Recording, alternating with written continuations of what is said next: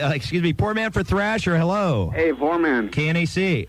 Hey, not to be rude or nothing, but I correlate your voice with KROQ so much, and it's kind of upsetting to the stomach. You getting nauseous? No offense to you, but you're doing okay. Hey, you know what? It kind of makes me nauseous that I have to be associated with that piece of crap station anymore, honestly. Yeah, I can understand that. Yeah, I understand, though, how I'm related to it, but believe me, I will never go back to it. But thanks a lot. Hi, KNAC. Hi, Poorman? Yes. Carissa. Carissa. Oh, Yeah. Hey, listen, Rob's here, too. I know. Well, listen, I think you're doing a good job, okay? Well, thank you, but you would anyway. That's because we had some fun together at one time. Hi, KNAC. Hi there. Hi. Who is this new DJ? I'm called the Poor Man. I'm a blast from the past. From KROQ? Yes, please. I hate that word. You pronounce it crook. I hate that station. You know why you pronounce it crook? Why? Because they stole my show Loveline. Not that anybody cares, but that's the reason why. Anyway, you're rocking with a great station right now. Great. Am I doing okay? Well, I just want to remind you, if you could please call it KNAC. Not the knack. Correct. Okay, thank you. Thank you. KNAC. Poorman. God, what a trip to hear that. Remember that? Yeah, I do, actually. That must have been like the same year I got fired from K-Rock. It must have been, actually, it had to have been, because I was still on Good Day LA at the time. How funny, though, dude. Wasn't it amazing? We were doing real radio back then. Okay, let's start at the very beginning. The poor baby. When I was born? The poor baby. Where was the poor baby born? And tell me about your early years in Southern California. I was born in Northern California. Okay. And in a tract home. And I lived there for about half a year. My dad was working for Sears. And he got transferred all over the place. So the home where I was born is gone. That's the only time I ever lived in Northern California was when I was born. And then I grew up in Southern California. My dad was always transferred from a different Sears store to a different Sears store. So we were never in the same city very long.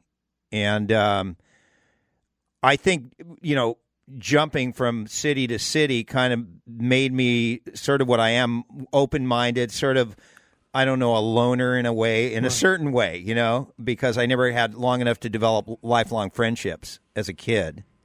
So when did you finally settle in Southern California? Not until your teenage years, or? No, right when I was a baby, we moved to Southern California. Okay, and then you were settled there. You grew up. You went to elementary school. Yeah. I let's see. We lived in Claremont, Pomona, Riverside. When I was, I think I was 5 years old. We lived in Riverside, and so those are my earliest memories. I went to kindergarten in Riverside, and I think I went to nursery school there too. And then when I was 7 years old, we moved out, or 8 years old. I loved Riverside. That was back when they had orange groves there in a lot of places. And, wow, I lived in the IE as a child. That is amazing. So what have I done? Returned to my roots? And then after that, you want me to keep going with that? So my dad, I think he was a manager of the Riverside Sears. And then we went to... after that, I think we moved to Claremont, and I went to school there through like the 6th grade, and then he got promoted to district manager, and we moved to West LA, and then I lived there until I was 13, and then my parents did something that was really awful, and they sent me away to a prep school because I had problems adjusting to. That's really hard to believe.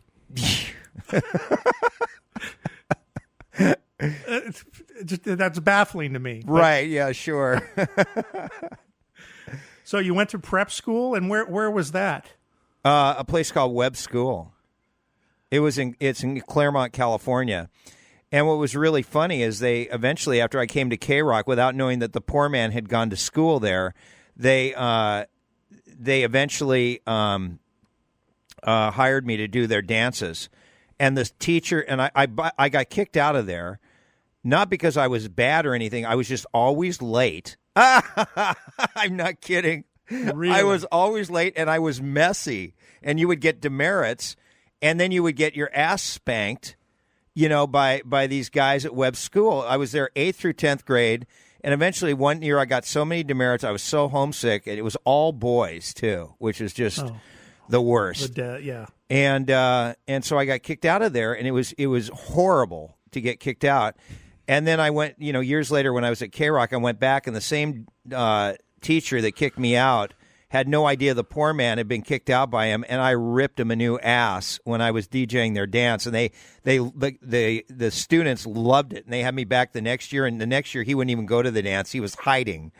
So the stay at the prep school obviously didn't help, didn't. No, my parents thought there was something really wrong with me because I went to John Thomas Dye in West L.A., which is a private school. My parents always wanted me to become a doctor or a lawyer, and I just had a tough time going to school and fitting in, and, it was just, I was always a creative guy, but back then, nobody really recognized that somebody could be a creative genius. And I'm only saying that because I always have had a vivid imagination. Like, when I was 10 years old, I wrote a book, called George and the Pooh Monsters. Like, I had 4, kids on Mars fighting the entire planet, and it was a 200-page handwritten book.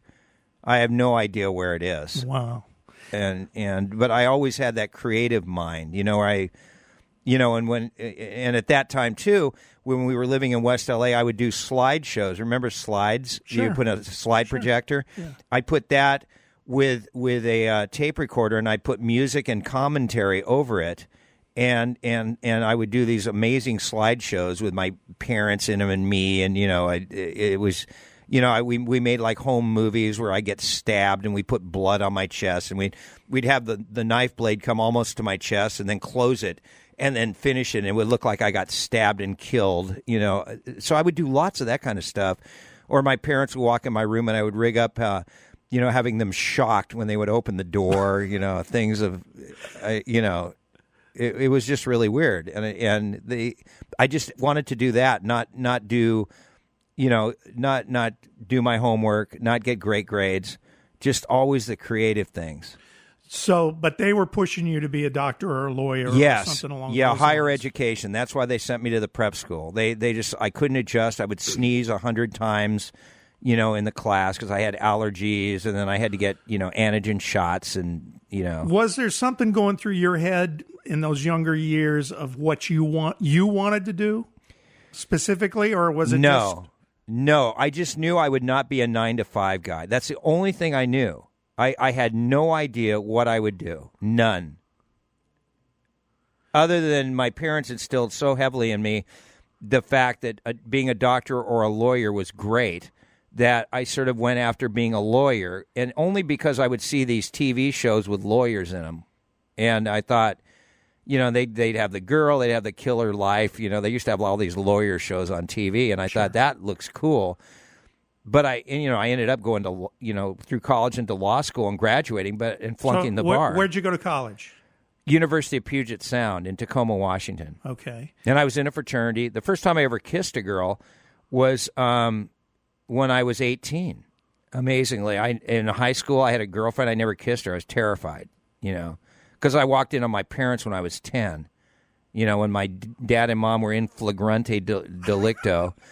When that was in West L.A. I got an A on a math test, and their door was locked, and I had a scissors, and I unlocked the door, and then there was another door, and there was my mom with pillows under her ass, and my dad was, mounting her, and it just scarred you. Scarred me, yes. Really? Horribly so. Oh, I was shocked. They were, So you were a slow mover with the ladies until well into college, or until well into now. I think I'm not very good with women. I've never been. I think that helped start it. Plus, I had only a brother, and then I went to all boys school. Younger brother or older brother? Younger brother.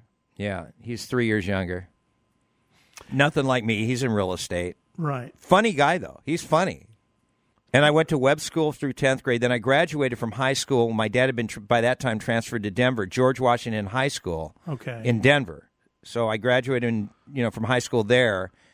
And then undergraduate work at Puget Sound. Right, just because I thought with all those forests and everything, it was cool. And the one day, I got accepted to Tulane University, University of Colorado, and University of Puget Sound. And I just happened to visit the Northwest, as I called it, on the one day when it wasn't raining, and it was all green, and there were women in bikinis drinking wine and, having, and I thought, wow, this place is cool. And that's why I decided to go there. And one of my college years, I went to school in Holland for a year. And my junior year, I went to school in Europe.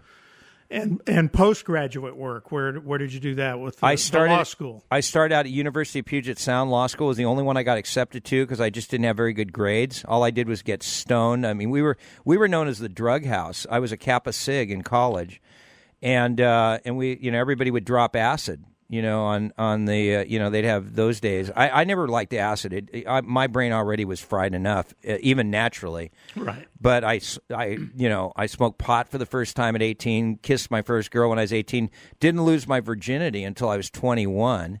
That's a funny story. My first girlfriend, who I first had sex with, I was 21, a junior, actually maybe I was a senior in college, and I lasted about 10 seconds. And then I had to drive her back to her sorority house, and my car wouldn't start, so she had to push the car, And right after I only lasted 10 seconds, Great. Oh. But she ended up my girlfriend for a year and a half. Well, that's good. Yeah, before I went back and... Did you get up to at least a minute that period? I think the next time we had sex, we had it like 5 times that night, because ultimately... she broke up with me on her dad's farm, and her dad and brothers wanted to beat the shit out of me, Right. And so, did you graduated from law school? Yes, from Loyola Law School. I have a JD degree. So you went from Puget Sound to Loyola. Yes. Well, I started at University of Puget Sound School of Law. But I was already, when I came here, I just fell into radio by accident because I wrote these books called Poor Man's Guides to Eating for under $6. But you were still in law school at the time? Yes. Yeah, I was. I always did creative things. I wanted to be an actor too. And I knew early on I wasn't a very good actor. And now my agent still thinks I should be a great character actor, but right. It's... So while you were at school at law, never dreamed I'd be in radio. Never ever dreamed it. Never even had any aspirations to be on the radio ever. So you're at Loyola. How does the K-Rock thing happen? The K-Rock thing happened because while I was in law school, I decided to come out with a book called The Poor Man's Guide to Gourmet Dining for Under $6, and The Poor Man's Guide that came out first, and then a year and a half later, The Poor Man's Guide to Gourmet Dining on the west side of town, which was Beverly Hills, Westwood. I published them myself. I sold them out of the back of a Chevy Monza that I had, and I got them on the front. When the Pasadena book came out, it came out a month before Christmas. I printed up 5,000 copies, and it was a bestseller during the Christmas season, and it was called The Poor Man's Guide. And in fact, they had me do a book signing. This is before I ever was on the radio with an incredibly famous author who's now dead. It was the poor man doing his restaurant guidebook, about all the best under $6 restaurants with Irving Stone, the man who wrote The Agony and the Ecstasy about Vincent van Gogh. I mean, that guy's Sure. Right. So it was me at the age of 23 with him. Amazing. So you had these guides out. So how did that get you to K-Rock? The first day my restaurant guidebook came out, it was A Poor Man's Guide to Gourmet Dining in Pasadena for under $6, and I had picked out all the best under $6 restaurants in Pasadena. At least half the menu had to be under $6, and one of the restaurants was called Charlieville, which was located right across the street from the then KROQ studios. I never even listened to K-Rock. I was listening at the time to KMET and KLOS, and so while I was selling my book at Charlieville, Rick Carroll, who is the founder of the rock of the 80s format, and I would say the founder of today's rock music. He formatted all that weird music into a format. He was eating lunch across the street at Charlieville while I was trying to sell my book to the owner. I wasn't giving away any books because I had published them and spent $5,000 myself with my girlfriend at the time, and they had a spiral on them, and they were hand typed on an old 1940s typewriter, so it looked like a Poorman, in sepia brown. Right. And anyway, so I was selling the book. Rick Carroll was in the buffet line, and I mean, this is a Poorman's Lana Turner discovery. This guy with long hair that looked like the biggest hip, he goes, "Hey, man, could I have a free copy of your book?" And I had no idea who Rick Carroll was. I didn't know he was program director at K-Rock. I didn't even know about K-Rock.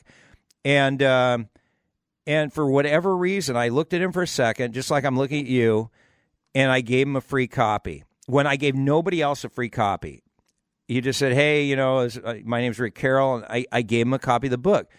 And a year and a half later, I realized afterwards who he was, but I still didn't listen to K-Rock. A year and a half later, when I came out with my second book, which by then, both my books made the LA Times critics list, because there used to be a famous critic in the LA Times named Art Buchwald. Sure. Who, and I guess he lived in Pasadena, and all the books were hugely popular with either college kids who had no money or middle-aged housewives, that were really rich, who wanted to find hole-in-the-wall restaurants that were really good. And Art Buchwald's wife loved the Poor Man's Guide, so they put it on the LA Times critics list. So I was a critically acclaimed author while I was going to law school. And while all this was happening, I was flunking the bar, the essay portion of the bar. So I was a critically acclaimed author in the LA Times, but I could not pass the written part of the bar exam. And so that's why I didn't become a lawyer. If I passed that, I probably, who knows, I could have been a lawyer. And I also got offered to head up a publishing company at the age of 24, because people that saw the Poor Man's Guide were so impressed with what I did with this book. And so they wanted me to head a whole publishing company.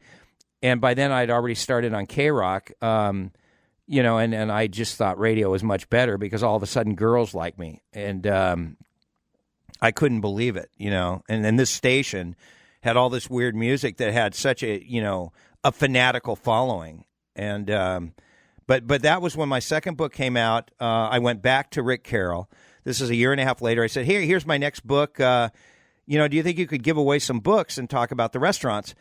And he said, he goes, yeah, no, he goes, could you give away some books? Yeah. He says, yeah, we'll have the jocks, give away the books and they could talk about the restaurants. And I said, maybe you should have me come on and do it, since I wrote the books. And I just innocently to do a restaurant review. And he goes, "Wow, man, I don't know." Like, his first reaction was that was, anyway, 4 to 6 weeks later, one thing led to another.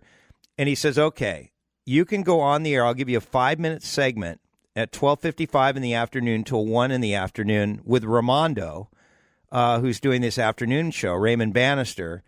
And, you could talk about the book, but you need to get me free meal certificates, because everybody at K-Rock, nobody's making any money, and we all need to eat."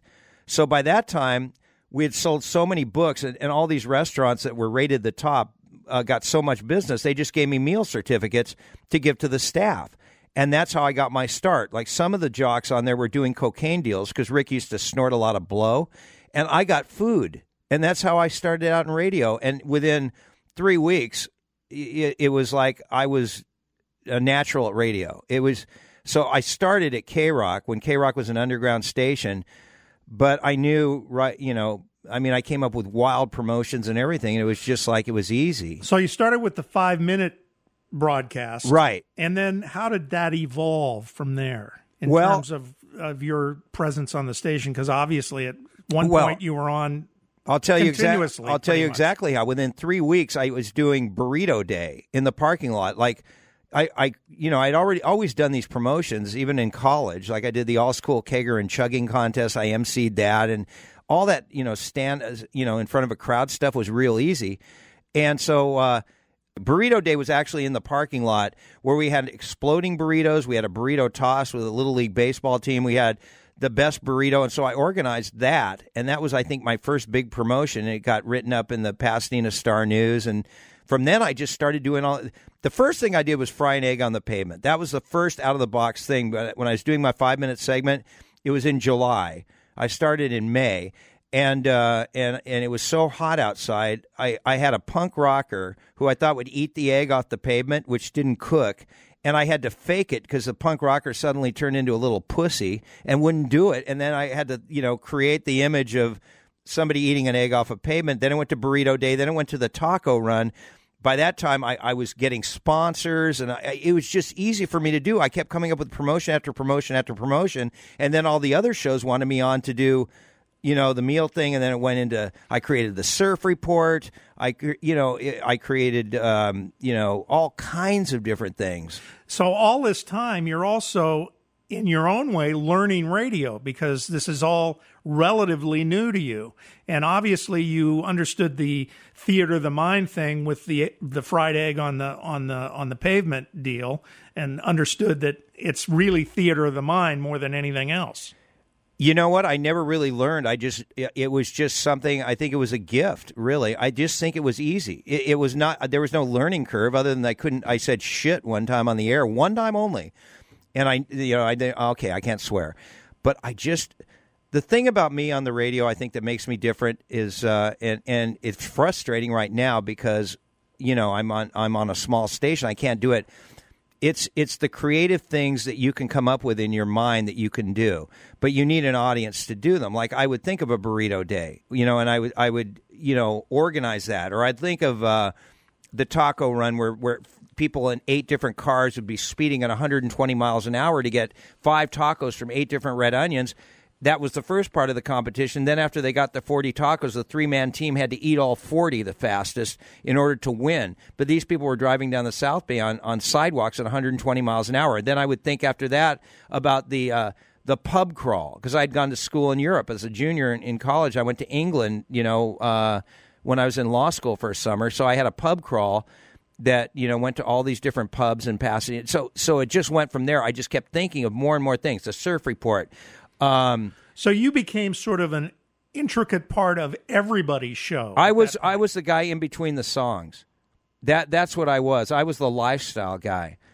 And that's probably why I've worked at so many different formats, because I've always been the guy between the songs. Even though I've been a DJ, it's never been about the music other than creating the Battle of the Bands. I created a Battle of the Bands not because of the music, but that I threw at Universal one time. Mm-hmm. Just to see, I thought Unsigned Band, maybe we could get a hit song, and I got a record deal from MCA Records.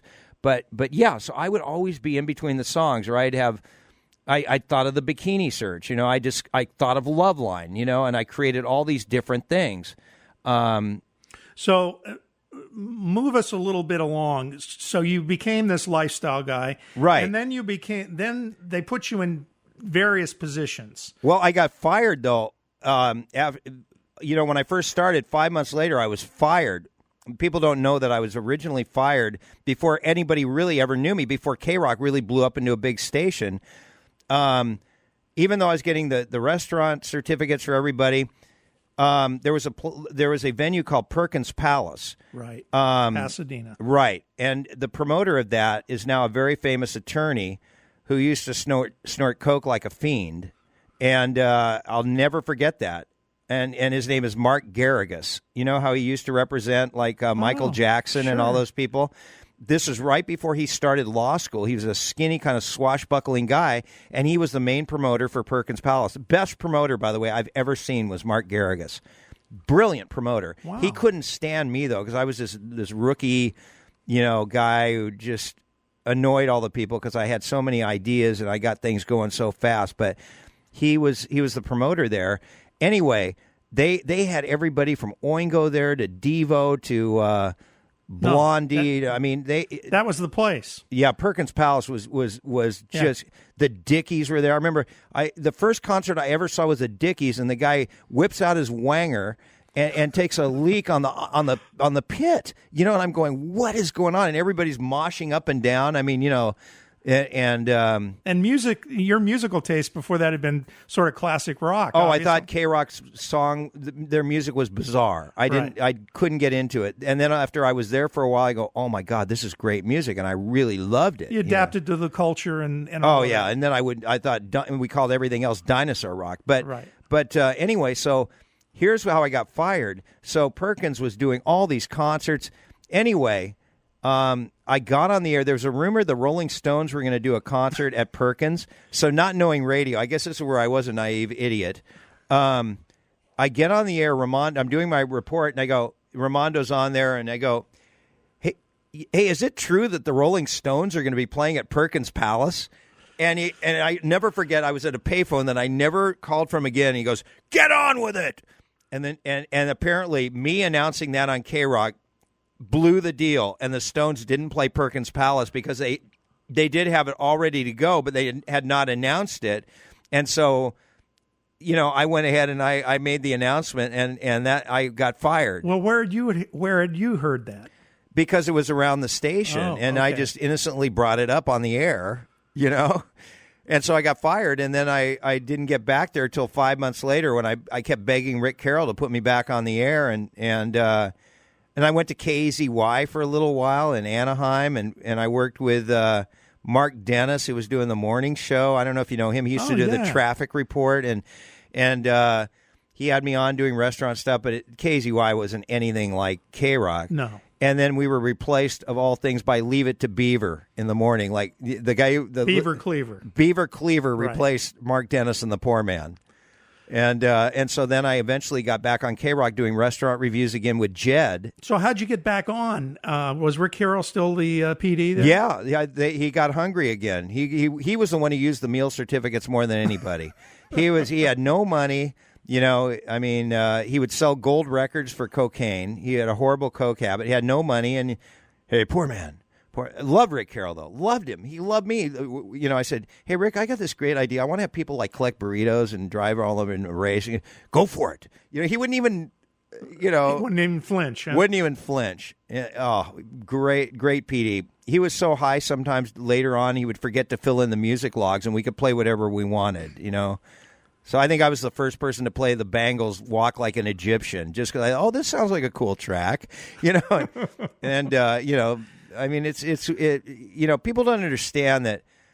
My initial radio stint was at was during a music revolution, and I also will never forget from the second I first went on K-Rock, suddenly I became Brad Pitt to women. The minute I put my lips on a mic, because there were so many hot chicks that loved this new music, I could get laid. I couldn't believe it. Before then, I would struggle like a madman. Like now, I'm back to normal. I never get laid because I don't. It was magical. I'll never forget. Wow, I could get hot young women just because I was on KROQ, and it's still that way. Everybody who puts their lips on a mic on K-Rock, they can get laid whenever. I used to go to the request lines and get laid. It was that easy, So when you returned after you've been fired... But by the way, that's not why you do the gig. You do the gig because of the craft. I just loved the creativity of radio. I love the whole creativity of the entertainment business. It's never been about the money for me. Never. If it had been about the money, I wouldn't be in the Inland Empire right now. There's no money. So when you returned to K-Rock after being fired, what was your role at that point? Did you reassume the restaurant reviewer again? Reassume that, and then from that, then it exploded, and I just at that point I had the run until I was finally fired after. In 1993. And you were given some permanent shifts during that second stay, right? Well, eventually I was. The first year and a half back, Rick eventually left. He was taking the Rock of the 80s format all over the world. He took it to Australia. He formed 91X. He, by that time, he was taking this alternative rock format, and it became today's rock. Like today's conservative rock was considered alternative at the time. It was edgy, and so he was selling it all over the country. And then we had Freddie Snakeskin as a PD. We had Ramondo, and none of them were like Rick. I mean, no offense, And they moved you to. You were doing mornings for a while. Well, no, I was doing features. Okay. What happened was, by this, after I came back in the early part of the year, I was doing restaurant reviews, and from there, I was on everybody's show again. Then I got, I at the end of the summer. Mike Evans was doing the show by that point with Ramondo. It was Ramondo and Evans. Before that, it was Woodside and Evans. And then Ramondo and Evans were doing the mornings. And Evans got in a dispute with Freddie Snakeskin, who was the PD, and he just announced on the air he was going, see you Monday morning at KMET. And he literally said, goodbye, screw you, K-Rock. Went to KMET. And so I'll never forget, while snorting a bunch of coke with Ramondo at Old World in Huntington Beach, he asked me to be his morning partner. So within 6 months, I was asked to anchor the morning show because I was just, I announced the OP Pro that summer in front of 100,000 people. I was doing I created gigs at K-Rock where they hired jocks, and everybody wanted to hire me to do gigs. So it came so easy. It was like all of a sudden I was getting late. I was getting hired to do gigs.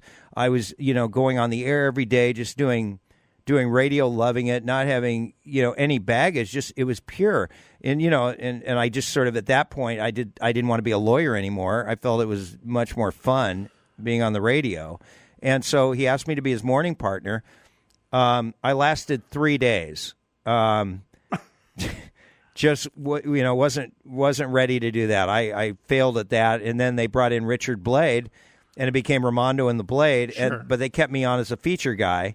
So it was almost like the three of us, but the show was called Ramondo and the Blade. And then Richard's career became really big. And then eventually I got the morning show when Ramondo left. It was, Richard and myself did it. And I was always best in the morning doing the features. As a co-host, I never had the great success I had it in night radio, I don't think. Then you did move to night radio, right? Well, what happened was, after I was doing the features with Ramondo and the Blade, eventually Rick Carroll came back and was PD again at K-Rock, and he said, we're going to give you a shift. And I go, you're kidding. Wow, cool. I said, yeah, I think, and I think Dusty should, he can't talk on the radio. What is this horrible stuff? I don't know what you're doing. And Rick said, look, Dusty, he may not be polished, he may not be smooth, but he's a great communicator. And so your shift is 3 to 6. And I was going, all right, afternoon drive. That is so awesome. AM. It was 3 to 6 in the morning was my first shift. And I go, oh, you're kidding. I don't want to stay up all night. So that was my first shift, and it was 5 days a week doing the all-nighter, but then I would be on in the morning doing the features afterwards, so I would sleep on the floor. I was so tired. But I called the show Primetime Radio as a joke because it was the absolute opposite of primetime. Sure. And I did that for about a year, and no, not even that long. Maybe it was like 5 months. And my 5 to 6 o'clock hour, I had a 23 share one time with teens or something. Sure. And Rick saw that and he goes, wow, look at those numbers. We better give you your own shift at a better time. So they switched me to 9 to midnight. And so I would do 9 to midnight and then come back and be on with Richard and Raymond in the morning. And I was a hit from 9 to midnight as a jock. But I'll never forget one time I was doing the all-night shift. God, this is bad. I brought in you'll love this, Mike. I brought in a 32-ounce Pepsi and a Lucky Burger burger with zucchini sticks. I was about 40 pounds heavier. I was fat, eating, getting late. I mean, look at me now. I'm thin and miserable. And I'll never forget that 32-ounce, and I was running the controls and the board, and I had to learn how to do that. So whenever I couldn't find a song, I had my standby song. It was this is horrible because I'm just dating myself so much here, but as I told you, I'd be honest with you. Right. The song I would always grab was Wham! Young Guns, Go For It, okay? So the song ran out, and I had to grab Wham! Young Guns, Go For It. My elbow hit the 32-ounce Pepsi, knocking the entire full Pepsi into the control board of the radio station. This is not a Diet Pepsi. This was a, full of sugar, 32-ounce Pepsi that poured. It was almost like in slow motion. I watched this, giving the control board of the radio station a nice big drink. And slowly but surely, I noticed the turntables went out, the CDs went out, the carts went out one by one by one. And all that was left at the end was one microphone and I think one turntable.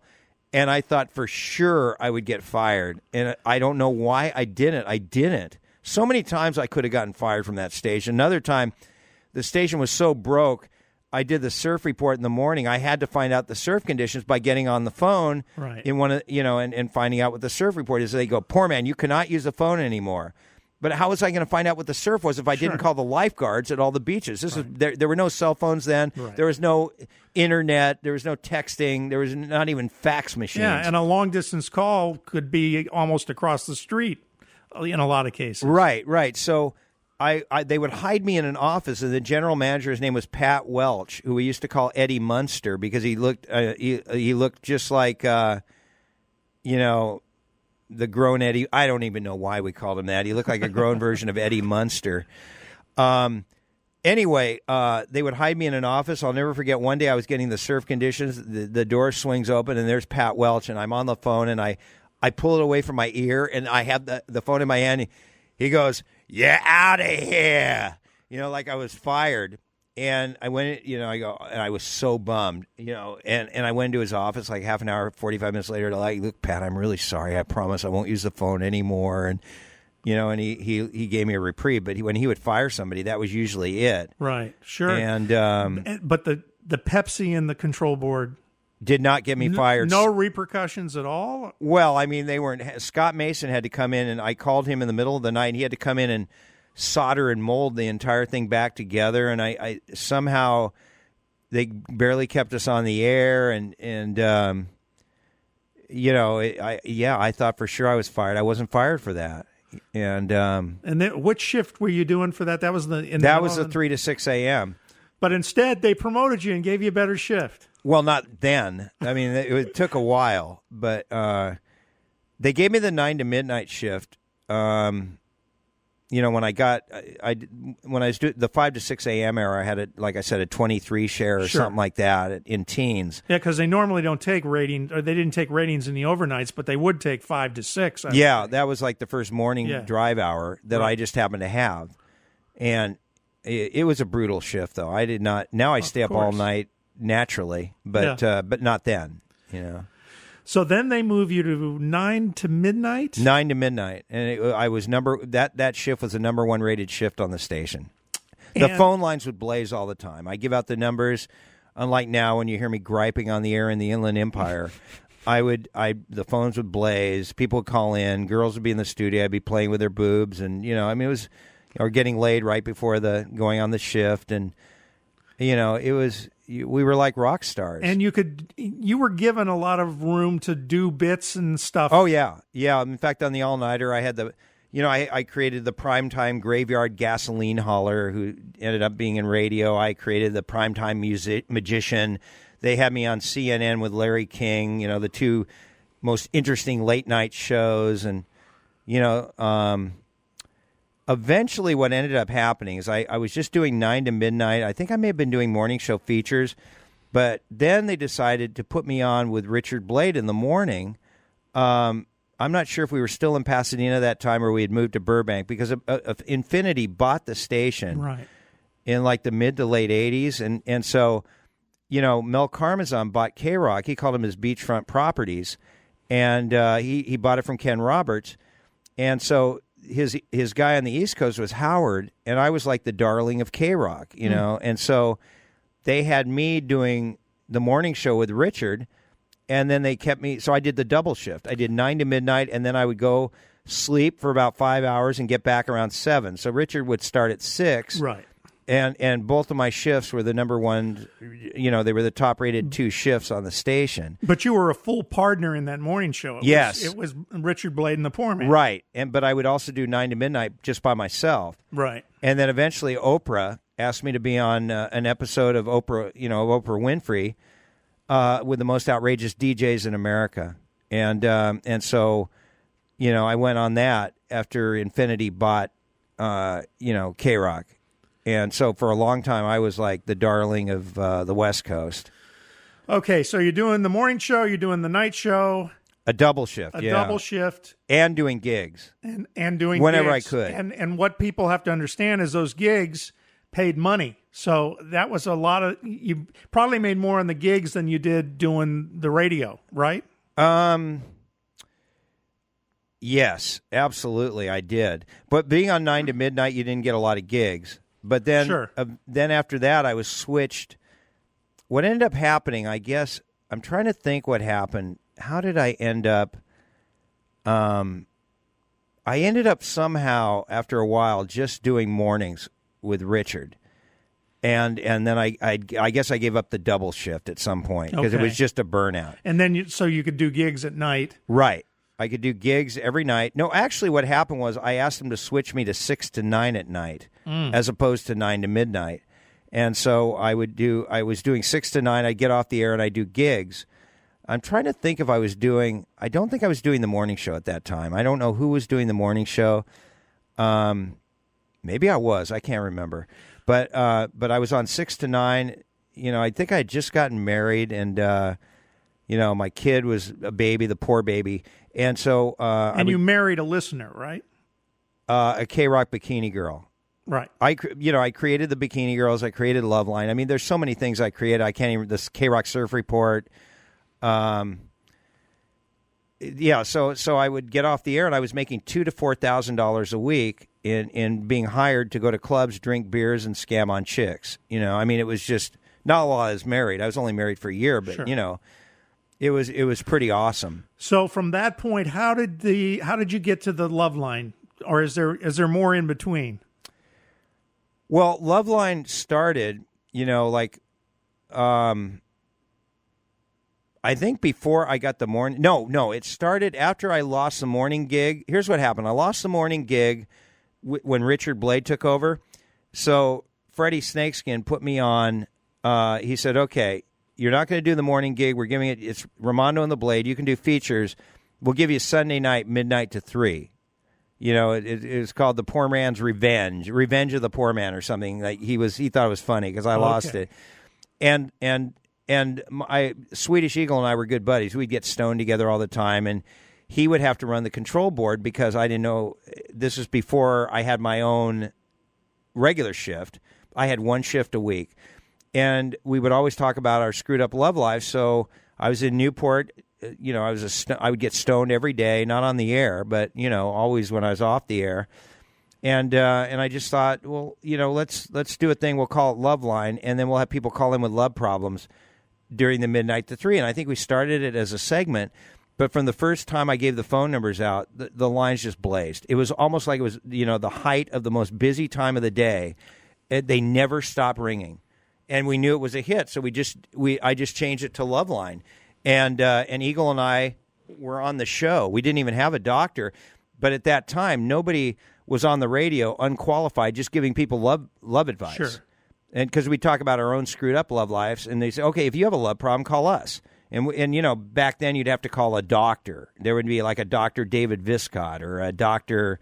Tony Grant, I think might have been on the air. All these people, but you could not just call a radio show and get advice from idiots, FM DJs. Right. But we found out, because you were like a friendly DJ, it was more like real life. People would rather call their friends with their love problems, and so it was a hit right away. The phones never stopped blazing, and once a week from midnight to 3, we did Loveline, and then I had my regular shift at some point.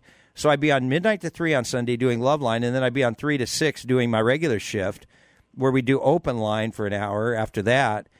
So I'd be on Sunday nights midnight to 6, and then 3 to 6 a.m. And yeah, so that's when it started. And Drew didn't even come on for the first year. It was just me and Eagle. Okay, so you did it for a year, and then how did Drew get into the picture? This friend of mine named Bob Taylor, who's a producer, he's been, I think he won an Emmy for Talk Soup when Greg Kinnear did that Talk Soup. He lived like a block away from K-Rock, and he was a big fan of the station, and we became friends. He was friends with everybody, and he had a party. He said, "Why don't you come over to my party afterwards?" I don't remember what day it was. And I went over to his house, and I guess I took a shower in his shower to get ready for the party. And he brings in this med student while I'm in the shower, naked, taking a shower. He goes, "Hey, Jim, this is Drew Pinsky, and we met, we talked, and he was in med school where he wasn't supposed to do any media, and we became instant friends, instant great friends. I just loved the guy, and he loved me, and we were like best friends right from the get-go. So I just said, why don't you come in? We'll do a feature called Ask a Surgeon, I think on my late night show, where somebody says, Dr. Drew, I have a weird growth on my head. He wasn't even a doctor yet. He was still a med student. And anyway, we ended up bringing him in on Loveline and calling him Dr. Drew. And it was great. We had a great, chemistry.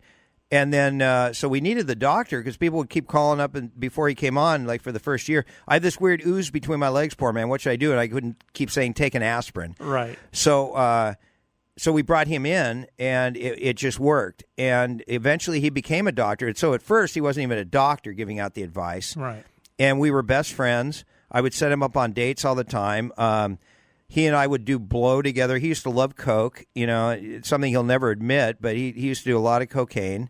Did it with a lot of us at K-Rock. A lot of us did blow with Dr. Drew. He didn't smoke pot. He just did coke. And but he was a great friend, and I introduced him to his current wife, who was another thing I created, the K-Rock Bikini Girls, because I created this event called the K-Rock Bikini Search, where for several years we would visit like bikini shops throughout Southern California, and in order to win, they would have to put on a bikini fashion show. And we'd have 1,000 people show up to see these 10 or 12 girls in each city, and we'd take a bus around. And so out of all the bikini girls at the 10 shops, this girl, Susan Saylor, who was from Newport, later I said, why don't we form the K-Rock Bikini Girls, and they could do appearances.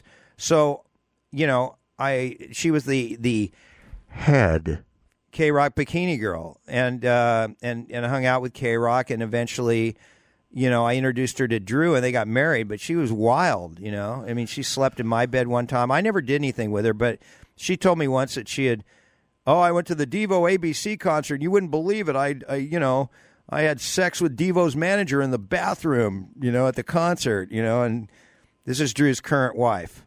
So you married a bikini girl, and Drew married a bikini girl. Well, I created the K-Rock Bikini Girls, and I created Loveline. So basically, my brain has created his entire life, And now, what's so tragic about it, and this is what we're getting a little ahead of ourselves. Yeah. But this is what I've had to deal with for a long time: is betrayal by your best friend. Where all of a sudden you don't even exist. And then eventually losing it all. As, all right. I'm getting ahead of the game. Yeah. Let's talk about Loveline, and so you get Drew on board, and you're still just doing one night a week with that. Right. That was for like 9 years or 8 years. We only did 1 day a week, but it was it rated huge. Now this is while I'm telling you about the morning shows I did. I'm telling you about the appearance on Oprah. Did I mention that? I guess I did. All this stuff was going on, and my main thing was, as a regular DJ, doing all these appearances, and then Loveline was 1 day a week. But we always thought it should be syndicated. We always thought that because it was so popular. The phones would always ring nonstop.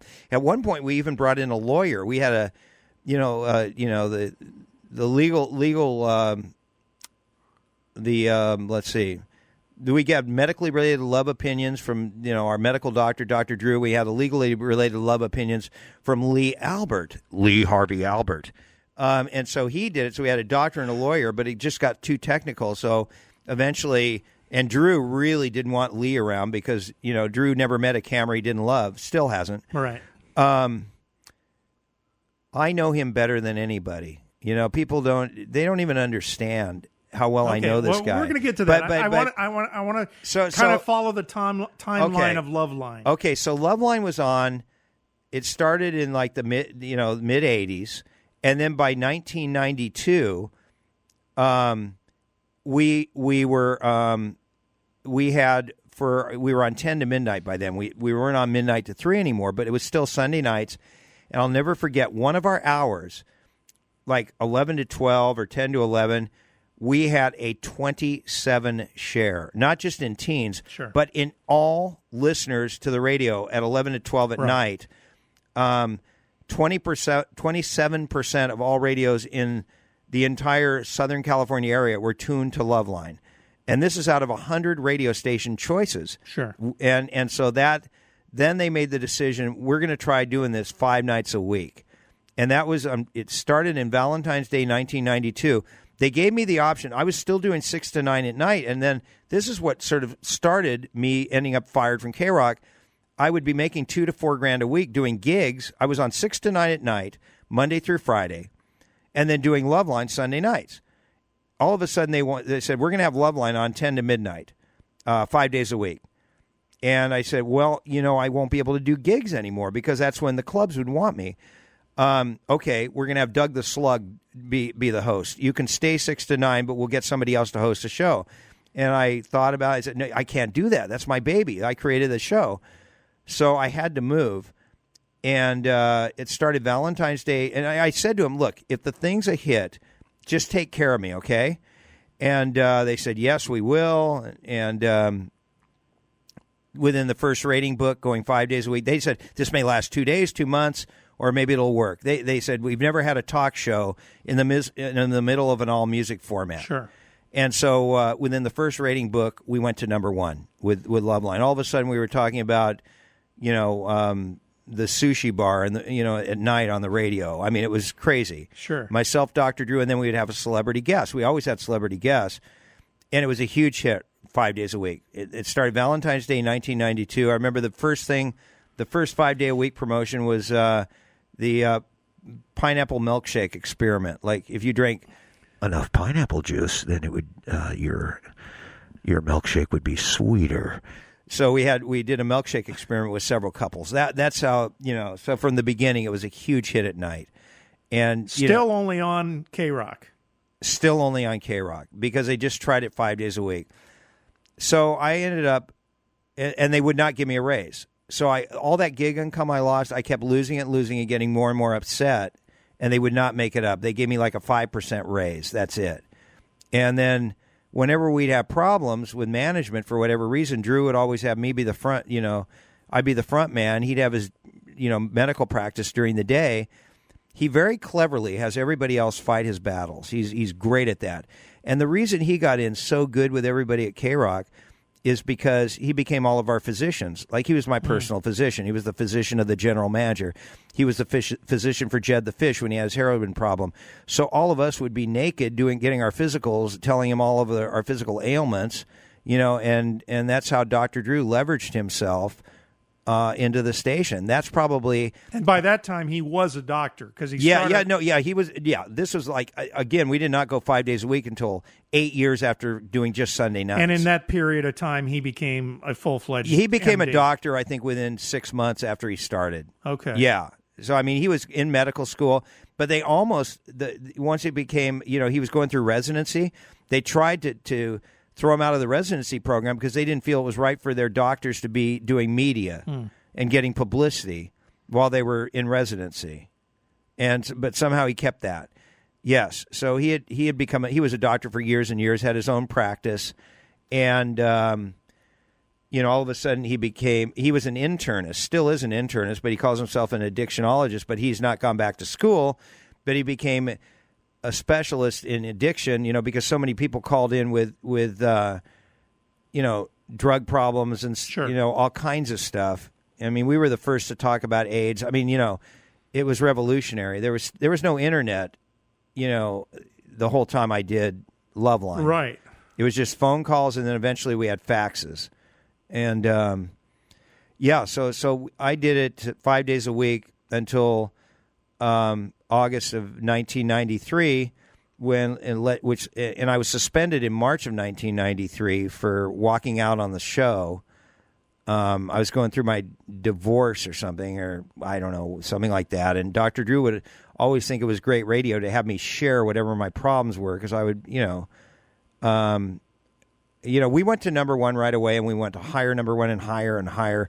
And anybody who does a talk show, and, I was funny as can be. I was always so funny, and the phones would never stop ringing. We had 10 lines by then. Imagine all 10 lines would always ring all the time. Sure. I mean, for people that hear me now on the air, it's hard to adjust to no lines ringing all of the time when, it's hard to separate yourself. Sure. Now, so you start this 5 days a week thing. Did the tension between you and Drew start at that point? No, there was never tension between us. We were best friends all the way till the tension only started when I was taken off K-Rock. Before that, we were still best friends. I was in his wedding. I mean, he got married to Susan. I was an usher in his wedding. I mean, he was in my wedding. We were. So there was no indication. None. That there was going to be ever a problem. You guys got along fine. We were best friends for 10 years. I worked with him for 10 years on the air. Longer than anybody has worked with him. And I knew him from medical school. So then you got suspended for walking off. I used to set him up. I set him up with mud wrestlers from Captain Cream's. There was Jackie from Heaven, who was the friend of my girlfriend Michelle from Brea, and then there was Taryn from Hell. And Taryn from Hell was a cream wrestler at Captain Cream's, and then and he had a fling with Katie Manor. I mean, he was socially inept, and I would have to set him up with women, and he would show up in my window after his daily medical routine, and hey, my friend, you need to set me up. Could you set me up with some girls? And he was awkward. Nothing like what you see now. Okay. So you sense no tension at all? There was none. Okay. But there was none on his side either. I honestly don't think he had an agenda then. I think obviously we both wanted to see Loveline get to the top. Sure. I created Loveline. He knew that. There was never but we kind of considered ourselves partners by then because, Eagle was gone after right away. So it was Drew and myself, and then we had every celebrity in Hollywood who wanted to be on the show. We had film crews in there all the time. We both got all kinds of opportunities. And, when I got fired, we actually, Creative Artists Agency had a deal with, they were going to put us on Comedy Central. And K-Rock suspended me, wouldn't let me go back on. That was it. So it killed my deal. None at all. No indication at all. So you even through all my hassles with the station, we were always best friends. Okay, and when you got suspended for walking out, you came back at that point. Right. That was, I think, in March of '93, and I got suspended because he wanted me to share how I had a big fight with my ex-wife.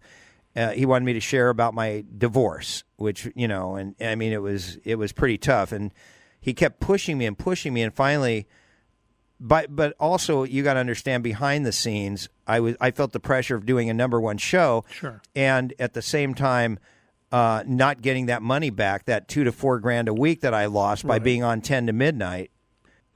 He kept pushing. I go, look, I just really don't want to talk about this. I kept saying it. And then I said, okay, look, that's it. I'm going home. You do the show.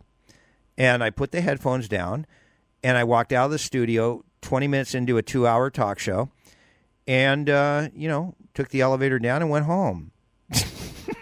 And so I guess they brought in Tammy Heidi to finish the show. And I was willing to come back the next day, but I got suspended. And, So that didn't create any. That was a one-off thing. No, but I was off the air for 5 weeks. That was okay. when Kevin Weatherly first was at the station, and he's still the program director of K-Rock. All these years later, 18 years later, he's still the PD. It's funny, his wife, I don't know if they're still together, she now has friended me on Facebook, which is really weird. Yeah, so he suspended me, and then they wanted me back, and, finally 5 weeks or 6 weeks later, I came back.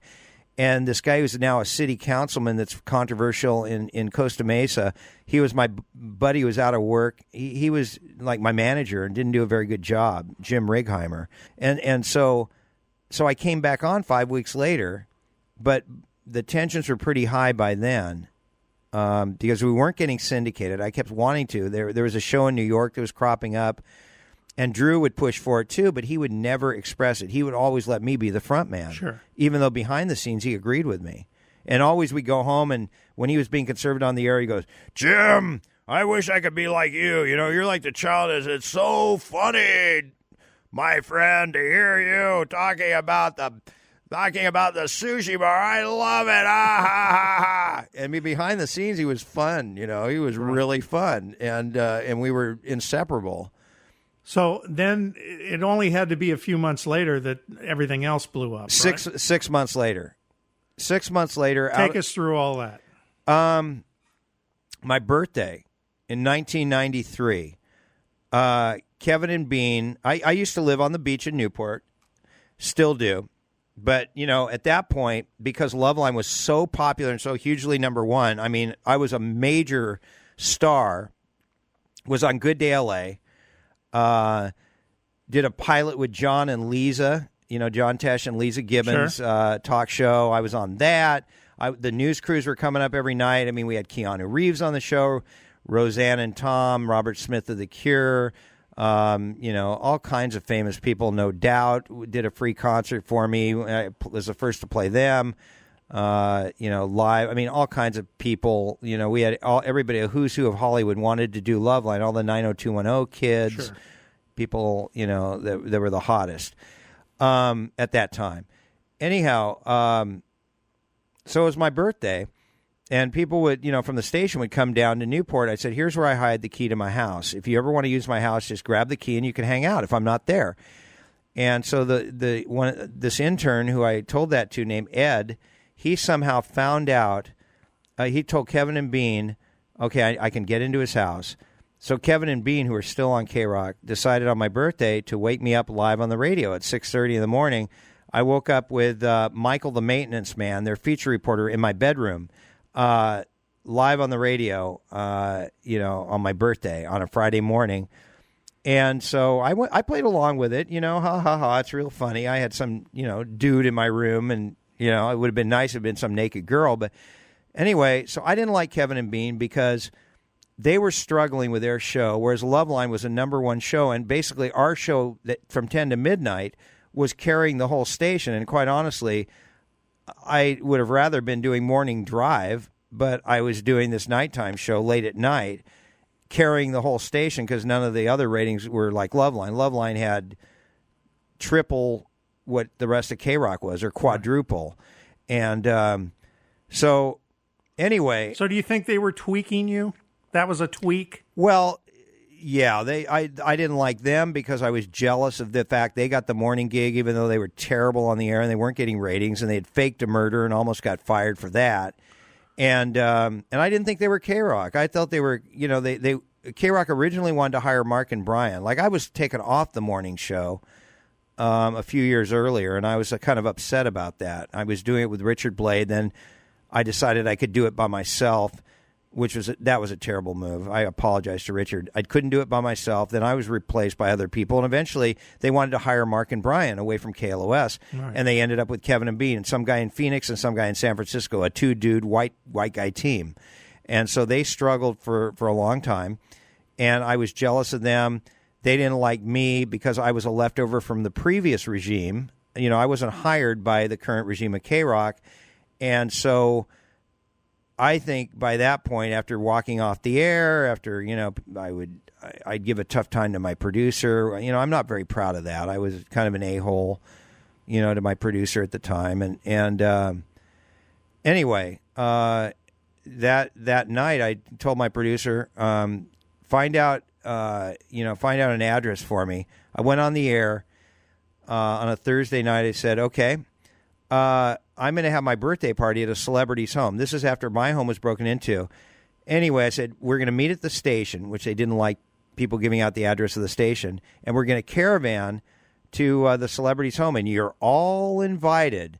So Loveline was so popular, 300 people just out of, with an hour or two's notice, gathered at the station and caravan with me from Pasadena to the middle of Hollywood. And we gathered on Bean's front lawn at midnight. I found out where he lived. Rodney on the Rock was there. We had 2 birthday cakes and 300 people knocking on the front door. I was live on the air on a cell phone all the way to Bean's. I remember the guest that night was Ricky Rackman, who eventually took over the show. And anyway, I'll never forget Bean's wife. We knocked on the door. She answered. Her eyes just bugged out because she saw all these people on the lawn, and she slammed the door shut. So he had come to my house, so I ended up having the birthday party come to his house. Anyway, there were police helicopters, cop cars ringing the street because all these people on a Thursday night at midnight had come out of nowhere, and I ended up doing one more show that Sunday night, and David Faustino, Bud Bundy, was my last guest, and the next day I was suspended for the remainder of my contract because of my stunt. Bean didn't get a thing for breaking into my house. Kevin and Bean didn't. And I was never back on KROQ. And I had 16 months left on my contract. And Mel Karmazon, who's now the head of XM Sirius, was the head of all of K-Rock. And he suspended me. And we had to sign these horrible contracts. And I could not work anywhere else. So he paid me, I think, $180,000 a year. He paid me. I made $180,000 my last year in the mid '90s, and he paid me the whole way through the rest of the contract. I couldn't go on the air anywhere for 16 months, other than the one shift I did with you. Right. I could not have a regular gig, so it basically chilled and killed my career, I think. But that's a standard contract clause in radio today. Are you sure? I'm pretty sure. I don't know. Tom Likas, that's what when he left Infinity, that was. You're right. Yeah, you're right. He did. That's a standard clause, which is in a way it's good because you get paid for the length of your contract, but you can't work. You can't work. Yeah. Exactly. So Mel Karmazon kind of, I ended up suing too. But anyway, after that, then when that happened, Dr. Drew said, if this goes.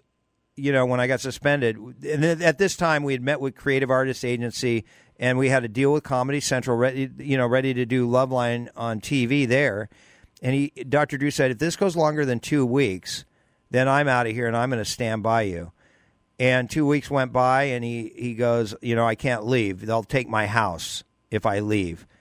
And Jim Righeimer, the city councilman in Costa Mesa now, who cut half of the city, who's all over the media. He was my manager. He was listening. We had a 3-way phone call going, and Drew and I have not talked since. So that was the last time he and I have ever talked. There was never a communication after that at all. No, not one.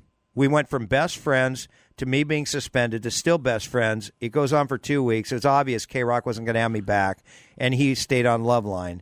And did it with Lewis at first and Ricky Rackman, and then, So it didn't run through your mind, I need to talk to this guy and find out why he was thinking that way, or... Drew, you mean? Yeah.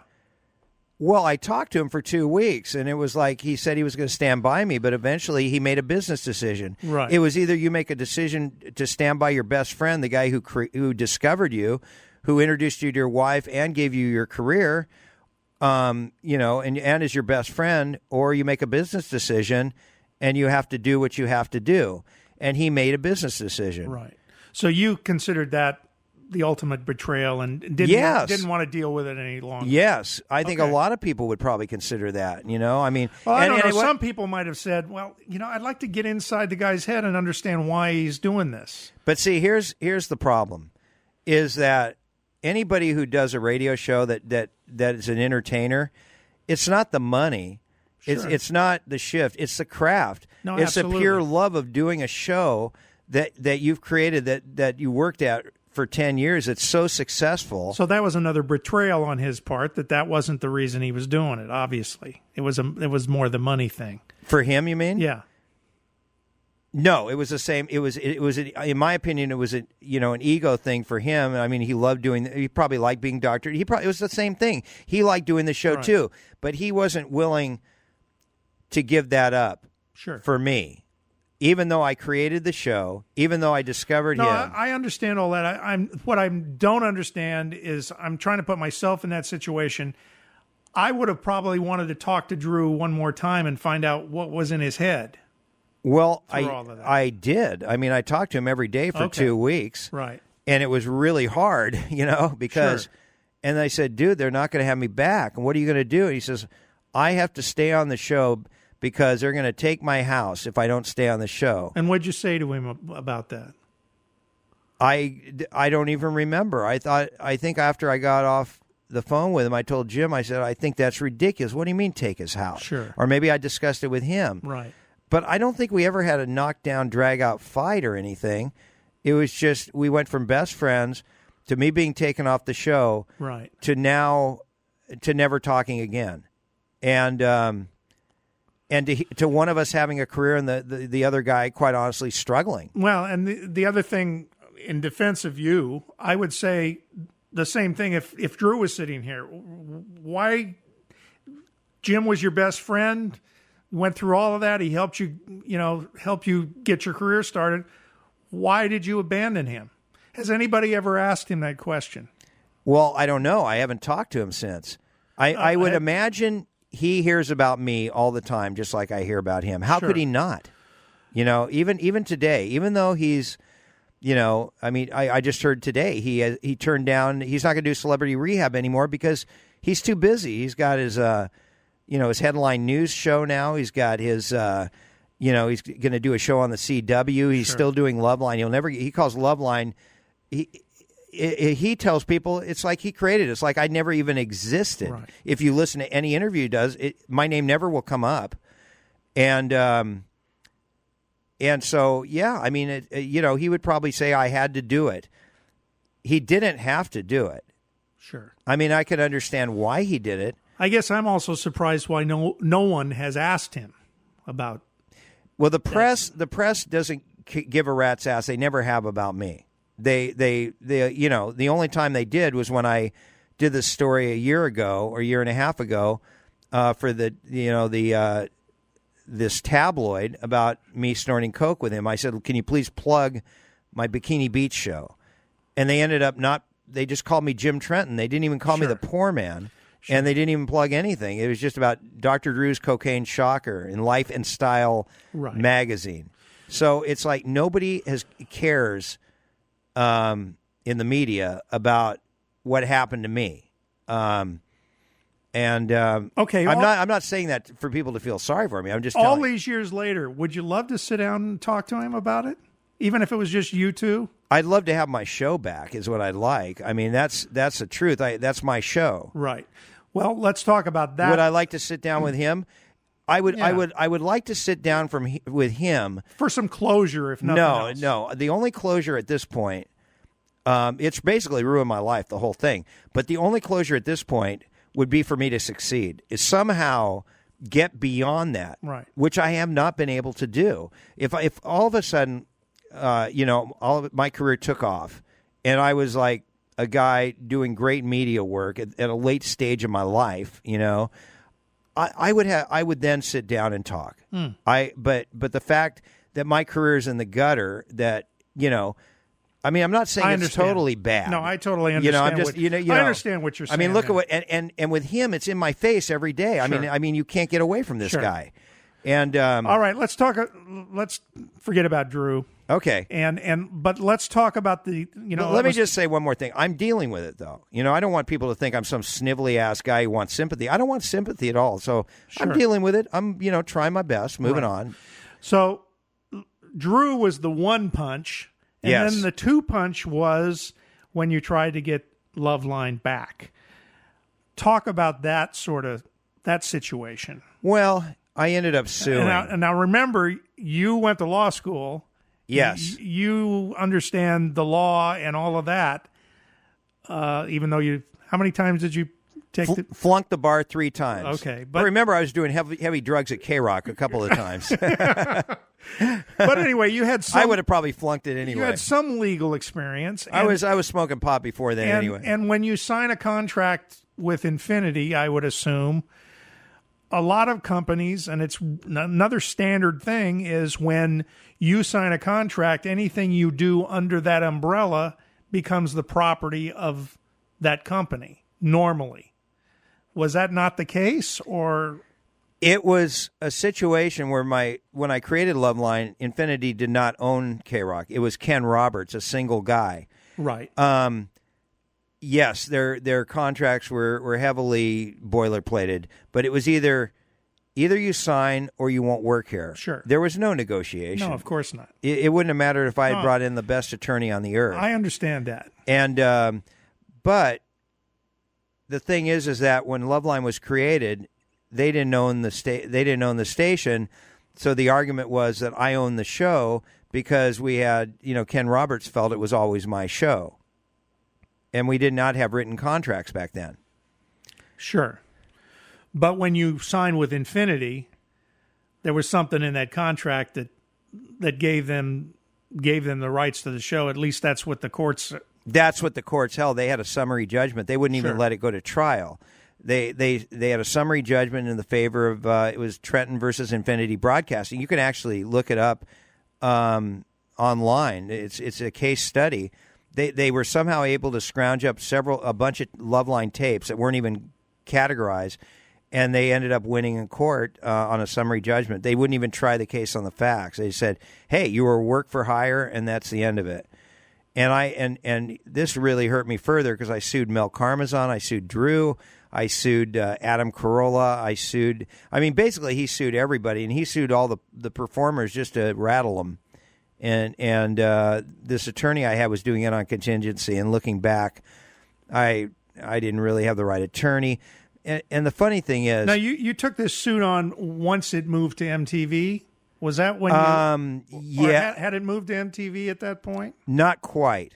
I think it was I can't remember, 1997, or I don't even remember what year I finally filed it, but it wasn't quite an MTV. Then I heard it was going to be on MTV, and then I remember calling Sumner Redstone's office screaming, and then they wanted to settle, and my attorney said $10 million. But here's the funny thing about it. Even if I had gotten several $1 million for the settlement of that suit, let's say I'd won, it still would not have allowed me to do the show again. And honestly, that was, it was your baby. You'd lost your baby. I lost the ability to do something I love doing, the craft.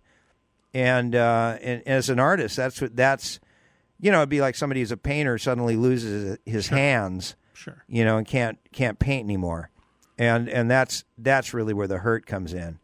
Not getting laid, not the crowds, the sheer love of doing a show that is amazing. Sure. That you created. So, off Loveline, out of K-Rock, 18 months without... 16 months. 16 months, but you were getting a paycheck. But you couldn't do the creative thing. I did a TV show during that time called The Love Channel. And that was okay with them? They didn't have a problem with that? No, it wasn't called Loveline. They couldn't own the format. But I mean, in terms of you working at all, because, a lot of those non-compete No, it was clauses, just radio. It was just radio. Yeah, but I had to buy the airtime on KDOC, and I basically used up my whole 401k plan. That was my first TV show I ever did on my own. Well, no, I did Adventures with a Poor Man, but the first one I paid for. Now, Adventures with the Poor Man, let's go back a little bit. That was while you were still at K-Rock. Yeah, that was while I was at K-Rock. That was my first TV show I did. And how did that come about? KDOC, which is a station in Southern California that now is doing pretty well. They were a UHF channel at the Lovingly time. referred to as the Wally George channel at the time. Right, or the Snow Channel. Right. Yeah, and so they asked a bunch of K-Rock jocks to do their own shows. And they wanted me to come on after Wally George, and they said, "You do a show." And I said, "Okay, I'm the poor man. I'll do a thing where you can live it up with no money." And so they just said, "Okay, go ahead and do it." And I remember my budget for the first season was $300 a show, and I gave and Bob Taylor, by the way, the guy who introduced me to Drew, was the producer. So I'd give him 1/8 of a gram of Coke, and I think $50 per episode, and he would put the show together. And so you learned the trade of doing television and selling it and all of that, right, from that particular show. Right. I'd been in a few movies because of being at K-Rock, and I haven't even told you some of the movies I got in, but I was in Heathers, and Emilio and Estevez and I were friends. I was in Men at Work and North Shore. A few. Yeah, they're all listed on Wikipedia except for the one you did with Bill Maher. Oh, you know why? Because they cut me out. No, you're in it. Oh, as a gun shop owner? No, you're in a bar. Oh, that one. No, but I did 2 movies with Bill Maher. Okay. You mean Cannibal Women? Right. Right. Yeah, I was picking up on Gene Simmons' wife, Shannon Tweed, Right. who was a Playmate of the Year. That's exactly right. And I remember we were in Riverside. There you go, the IE again, shooting it. And I was in a bar chugging a beer. They did about 10 takes, but I drank a real beer each time, and that's when I acted well. I was supposed to be a drunk scamming on her, and she put me in a neck vice. You were a method actor at that point. Yes. Yeah.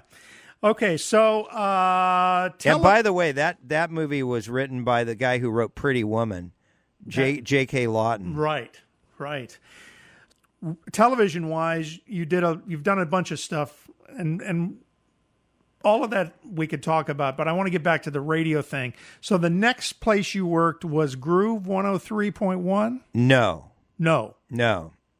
The next place I worked, the Love Channel was on for 3 months. I had radio people as guests on the Love Channel, and so I had guys from Kiss that were giving love advice. It was basically Love Line, and I had this Dr. Danielle, and the Zucker brothers who did Airplane and the Naked Gun movies. They were big fans of the show, and so I one time got annoyed with my audience and kicked them out. I kicked out 100 people out of the building. But it was a live show from midnight to 1. But I had like Bruce Vidal on. I had Domino. I had a number of the Kiss FM people that were on there. And they eventually, after I could work again, they had me guest host on Desperate and Dateless, I think in the mid-'90s. So Loveline was on, but then Desperate and Dateless was on at that time. And I was on there for 1 week. And they wanted me to be on full-time then with Domino as his partner. Desperate and Dateless was on what channel? It was on Kiss FM. Okay. So Kiss FM. So that was their answer to Loveline? Right. They wanted me to. I don't recall it. That's why. Yes. They only did it for a year or two. They set up people on dates. So they had me fill in for Domino, who was their DJ, a music DJ, but then he did Desperate and Dateless. Okay. He went on vacation. I filled in for a week. I was a huge hit. Then they asked me to stay on full-time. Then while I was trying, they were offering me $50,000. Then I get a call after I did Desperate and Dateless from a week. Power 106 calls me, and they want to hire me full-time, too, at the same time. Rick Cummings at Power 106 wanted me to do the evening show 7 to 10 at night and be the only white DJ on Power 106 playing hip-hop and rap and, deep house at the time. Right. And this is right around the time Tupac died. And so they offered me $90,000. And for some reason, I'll never forget the GM of Kiss, Roy Laughlin, would not let me out of his office until I made a decision. It was either going to be Kiss or Power. And I went with Power because it was more money, and I thought also a white guy playing rap would be more cutting edge. It was a horrible decision. So I went 1 week on Kiss, took the full-time gig at Power, lasted 6 months, got fired by Power because I sounded too white. But I was the only white guy. I was like the minority. It was like reverse discrimination. Right. My partners were gangbangers from East L.A., who are still buddies of mine, Angel and Ernie. I don't think they still gangbang. One guy had an ankle bracelet on for attempted murder, and the other guy every Friday night was gangbanging.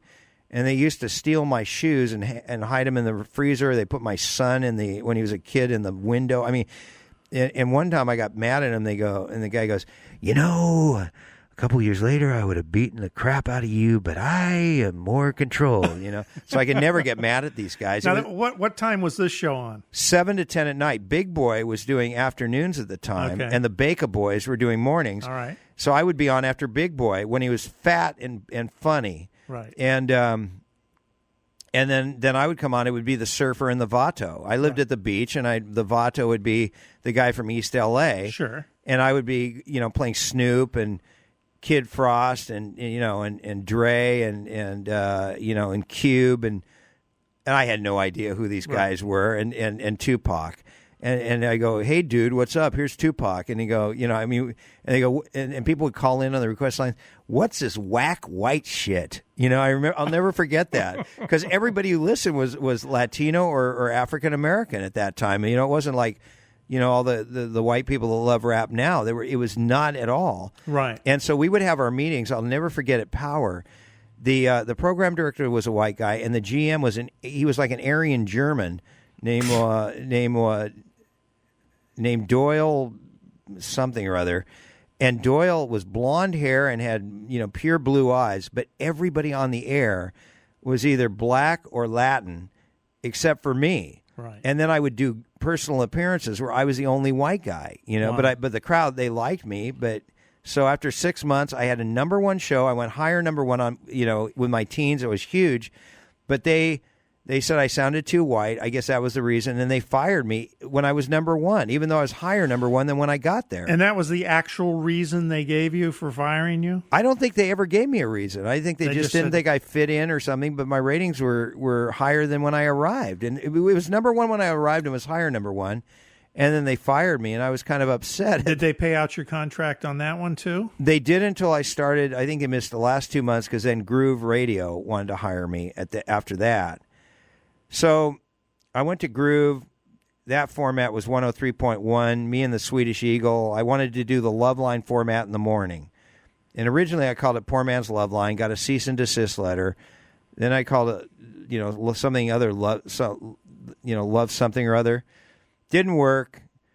Groove didn't work, an all electronic music format. Sure. Eagle got fired. I got fired. And the format eventually went away. And it had a horrible signal, too. You might add that to the picture. Yes, it was horrible. Yeah. And that before that, there was a Mars FM. But that station was owned by the original owner of K-Rock before he sold it to Ken Infinity. Roberts, right? Ken Roberts bought K-Rock for $100,000 in the mid-'80s, in the mid-'70s. He sold it in 1986 to Infinity for $46 million. All right. At that time, a record for Sure. a radio station.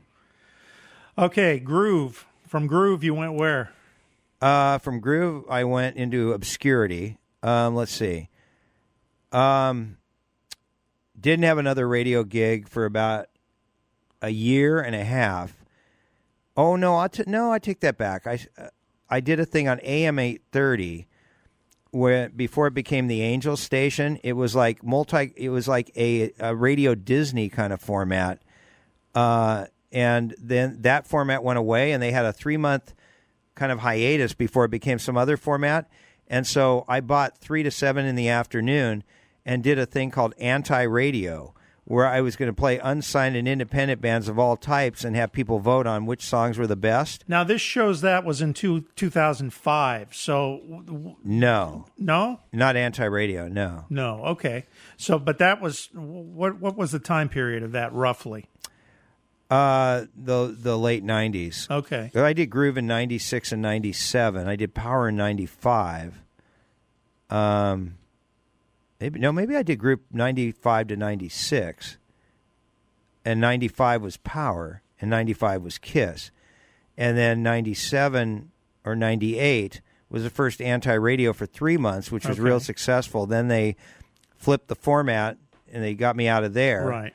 And then I tried it again at Multicultural Radio Broadcasting, and it didn't work at all there, except that I made a lot of money doing that thing. I made like $300,000. I'll tell you how. Basically, at that time, my dad had to help me out. I was broke. When I did the Love Channel on KDOC, I blew through my whole 401k plan. I had $75,000 saved up. I used it all to finance that TV show that was on Midnight to 1. I did 70 episodes of that before I went to Kiss. Then I went to Power. Then I went to Groove. So I came up. I did Anti-Radio with my own money, whatever I had left. Sure.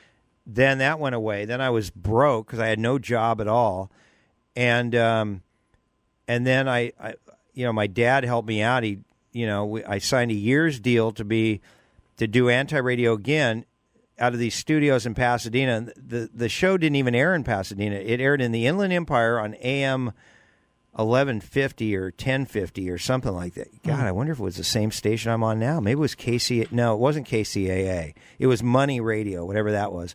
And then that was 1510 or 1600 somewhere. 1600, right. So I was on that station. And that was in Pomona, I believe. Right, so I was on that station. And then I was at the same time on AM 1230, which, was just in downtown L.A., and so it was a simulcast, but it cost me so much money, and I could not get enough sponsors. Basically, I signed a year's deal, but I would have run out of money in 3 weeks. That was all my dad was going to finance me. My dad was friends with the head of Radio and Records, this guy named Dwight Case. Dwight Case represented Radio Korea. Radio Korea, amazingly, lost their lease where they broadcasted from on whatever AM station they were on. They had nowhere to broadcast. They desperately needed another station. I just happened to have 4 to 8 in the afternoon on this one station that I leased for a year, and it broadcast in downtown L.A. to Koreatown. And so basically they bought me out of my air shift. They said, we're going to give you $300,000 to walk away and let us have this station. And I'll never forget, the last day of 1998, I was completely broke. I got a check for $100,000, and then they paid me $15,000 a month for 13 months. And so I went, and then of course I splurged and put Bikini Beach on. That's how Bikini Beach became born out of that. So the minute you get some money in your pocket, I wanted to do the next venture. Then I wanted to do a TV show. I put Bikini Beach on KRCA, which is now a pretty prominent Spanish channel, which was UHF. Sure. I was on 6 to 6:30 at night for 4 months. Lost a bunch of money. Basically went broke again. That's why I'm in huge problems with the IRS, all because of this $300,000. Because I didn't take taxes out. I filed returns, but never paid tax. So didn't defraud anybody. So anyway, so that went on, and did 70 episodes. At the end of that, the end of the summer, I had to go off the air, and I thought I'd try to get into radio again. I did a few things on TV, and I called Roy Laughlin, who was going to hire me for KISS, and I went to Power, and I said, hey, is there anything you could do for me? So he gave me an entree into 98.7, which was called Star at that time. Right. And Ryan Seacrest was on there in his early days. Sure. So here I was. I thought, I'm one of the best radio guys in the country. And they said, we're going to give you one night a week, to go on Star. And I thought, I'm not a weekend jock. I'm a full-time jock. And so I go, okay, I only have one night a week on Sunday night. I'm going to call it the Sunday Night Spectacular. And every time I go on, I'm going to do something spectacular. I lasted one air shift.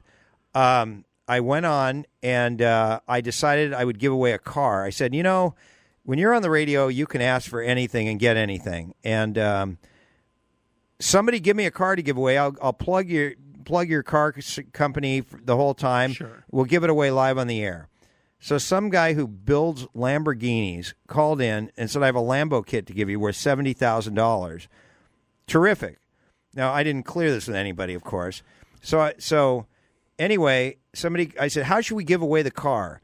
And some girl calls in and says, why don't you give it away to whoever can destroy something in the most grandiose fashion? And I go, that sounds great. So she broke a glass in a sink in her kitchen, and it escalated, into oblivion from there. The next thing, somebody took a baseball bat to their home entertainment system. The next thing, some woman had a 1989 Monte Carlo and sledgehammered the car live on the air. And then this is what ended my star career after one shift. A guy had a 98 Nissan something or other, a powerful car. He put on a racing helmet, strapped himself in, and raced his car at 40 miles an hour into a concrete pillar, to win it. And so and totaled his car with himself in it, with it live on his cell phone, and you could hear it pinging around the inside of the car. Anyhow, the guy who was giving away the car was the one who decided who destroyed something best. He goes, I think I'm going to give it to the girl who sledgehammered her old car because that's her only vehicle. The guy who drag raced his car and destroyed it has another car, so he doesn't win.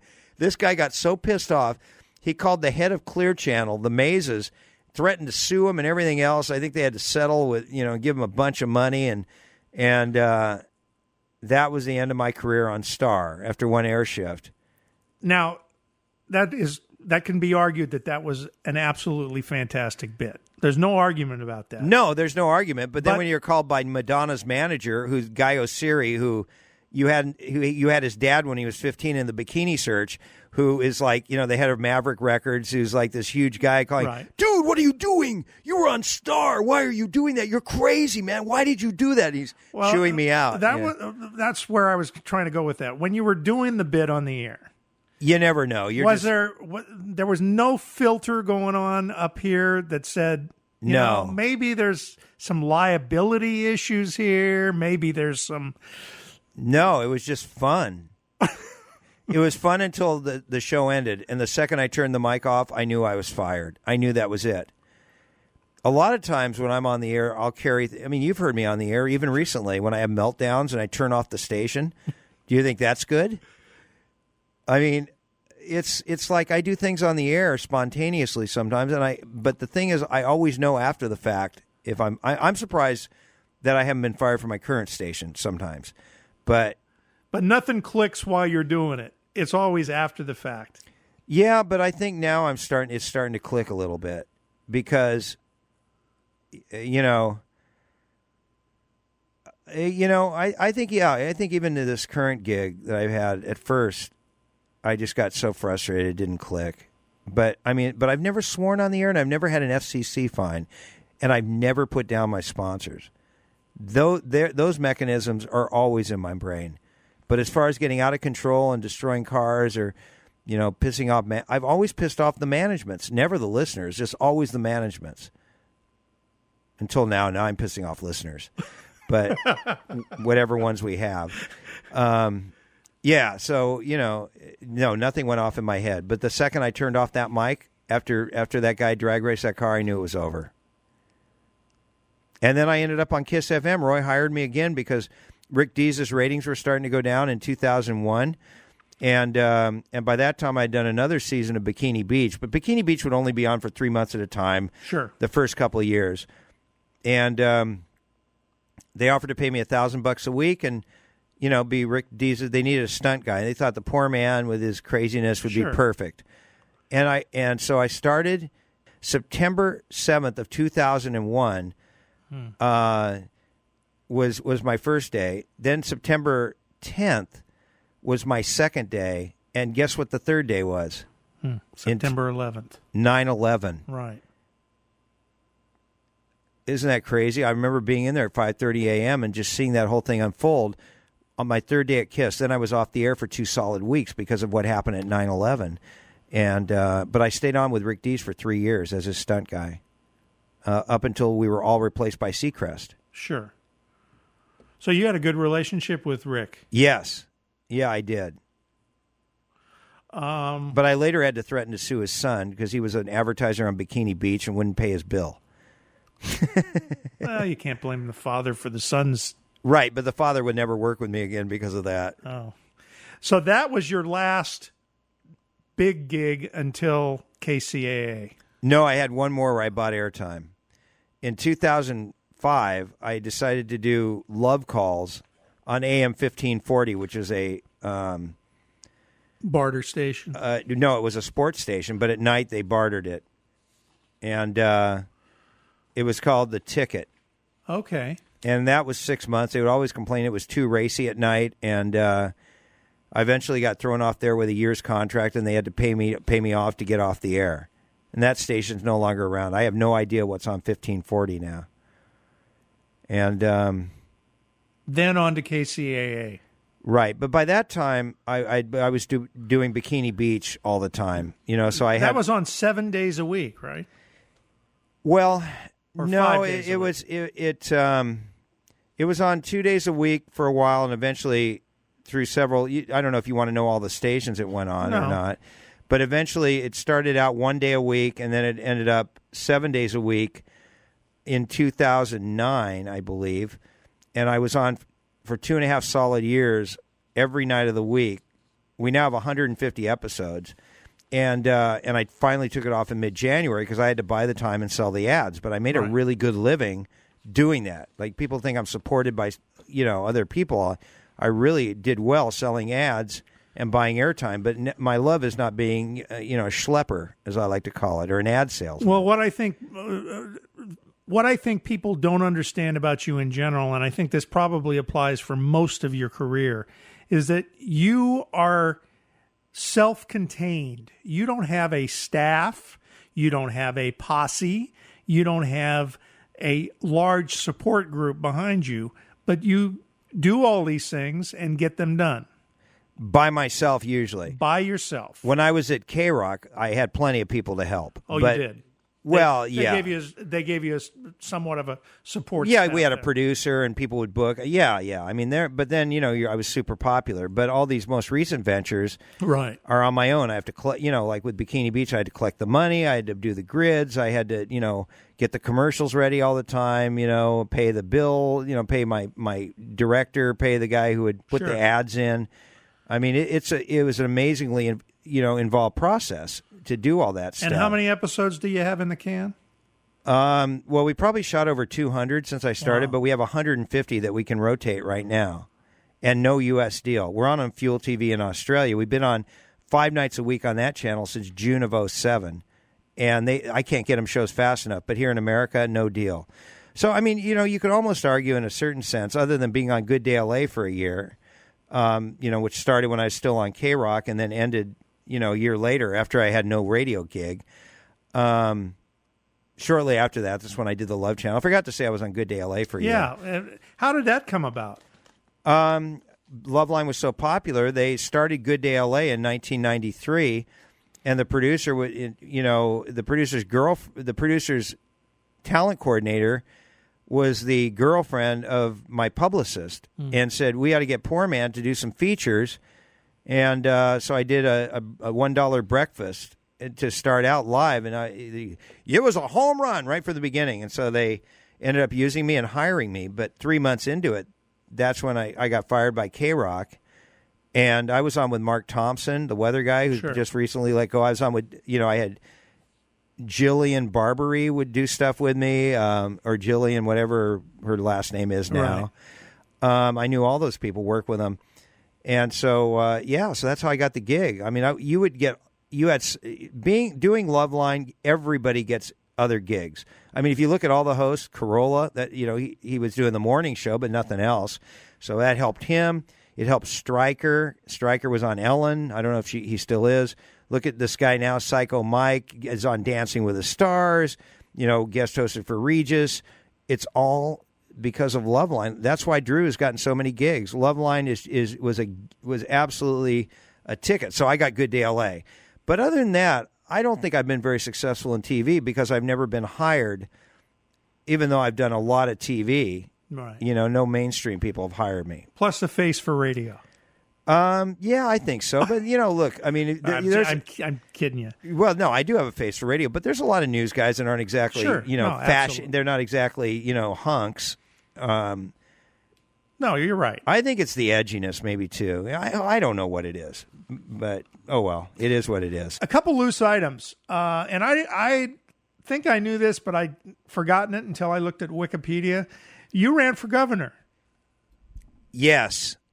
When I was at KISS FM towards the end in 2004, I was covering the Kobe Bryant trial in Eagle, Colorado, and getting more scoops than every reporter there. Like, I was hanging out with that girl's high school friends, and I stayed at the Cordillera Hotel where Kobe supposedly stooped that chick. And so at that time, I had sold Bikini Beach. I had a partner who was paying me, some pretty good money. like maybe 10 grand a month just to do Bikini Beach. And the partner said, we're going to have you run for governor. That was after they got the guy out of office. And Ray Davis. Right. And so everybody's running for governor. And so they said, when you come home from Eagle, Colorado tomorrow, you're going to run for governor, but you have a day to get all the signatures. So nobody helped me get the signatures. And I thought, okay, what the heck? That'd be a great bid on Rick Dees. This says, as one of 135 candidates, Trenton was one of the 28 write-in candidates for the 2003 California recall, and he received 3 votes. I got 3. Cool. Yeah. Mine was one of them. Rick Dees was the other one. No, he wouldn't have voted for me. No, he wouldn't have. No. All right. KCAA is where you're at now, but that is about to change. What can you tell us about the future? Well, I went to KCAA in November. And let me stop you right there.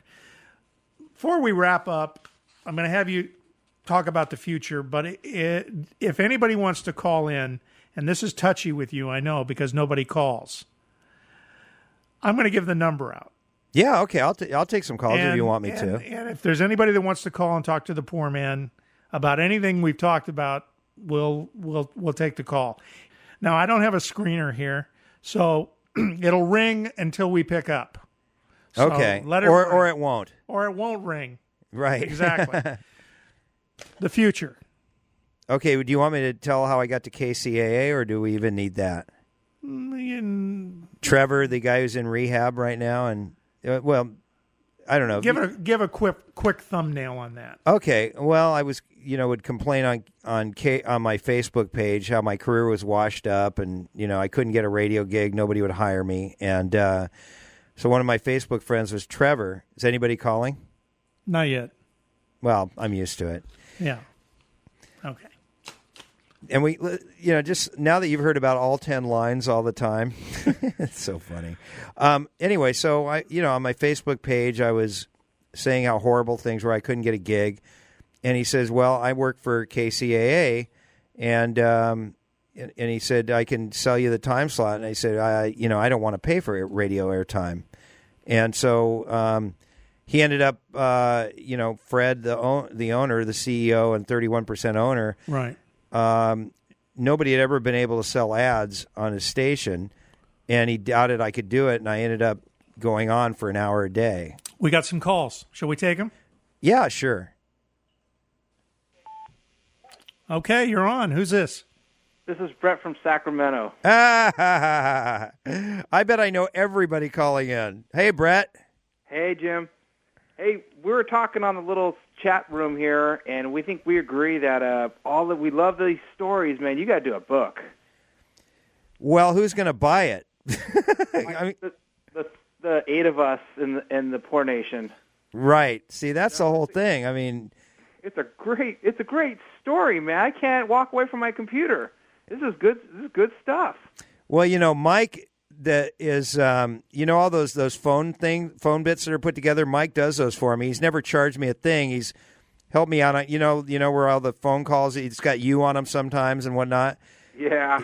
Mike puts together all those, and he asked me. He said, "I want to do an interview with you." He's never. He won't let me pay him, so of course I'm going to do this. And he knows me as well. Then. When did I say I won't let you pay me? Oh, that's true. All right, I wasn't going to call because I didn't want to dispirit you being a typical caller, but no, it's great. I don't mind. This is his show. Because man, this is just good. Seriously, we're talking. Maybe you should write a book, man. I don't know. I love it. Do you think I should run this on my show one day when I'm not there? Just rerun this whole thing. Parts of it, yeah. I break it up in a week or something like that. Yeah, this is good stuff, man. I think, Jim, the reason why we all reach out to you and we're all connected with you is because, you're a regular guy and you got a good heart, and we can talk. I've told you all this before, but we can reach out to you and talk and relate to what you're doing. You're not like some jerk big star who we can't connect with at all. This is just, we were all there back in, I hate to say, 80s in K-Rock. We were all there. Yeah, I mean, I think that's part of the reason even the Shark Tank works right now with everybody hating on me and stuff. I mean, you know what it is? I don't think it would be the same if I wasn't, like one of you guys. You know what I mean? I mean, I think that's just like the every guy. But it's. I mean, and dude, you're great. By the way, give it back to Dave Robinson. Don't let him just trash on you. He's. You know what? He's a character. He's part of your crew, man. Oh yeah. I'm a nobody, but Victorville Dave, that's a character. That's someone you got. That's just part of the show. No, you're part of it too. You're Brett the horny fireman. Come on. Thanks, man. You're part of it too, buddy. But I really am kind of a nobody though. I'm really just kind of a regular guy. But like all these other guys bring flavor to the show. Like Learman and. Yeah, but you're the guy who hits on anything female that walks. No, not really, dude. To be honest, I just kind of work all the time. I'm nobody, but it's just a good show. Don't believe him. Yeah, I really am a nobody. So, but like all the other guys, like Learman and Scott Barrett and Razor Ramon and all those guys, you got Mike from Menifee, and I don't know if I'm forgetting anyone else, and Peggy, but it's just a good Poor Nation, man. And I hate Dr. Drew. I'm going to get that guy one of these days. I'm going to hit him up. I'm going to one way or another. I'm going to insert something. I'm going to tell him, hey, you screwed over Poorman. So I don't think he's going to. He won't even react. He's so far beyond that. Don't you think, Mike? In a way, I don't know. I'm still a little baffled by the breakup. I don't know. I'm supposed to add too that we're on the chat room here, the Sub Shark Tank. I got Butch, Peggy, and Dave Learman. They all say hello. Oh, send them my best, of course. All right. We got another call if you want to try it. Thanks, Brett. Thanks, guys. Late. Who do we got? Hey, it's Dave. Dave, your gossip is great. Extreme gossip is a great feature. Thank you so much. I just wanted to ask you a couple of tough questions. I've never heard you so candid in my life. Okay. You dropped out an important part of your life. When K-Rock fired you, and Mike had played this tape from KNAC, you didn't mention Triple M and what you had done in Australia, and I was curious why.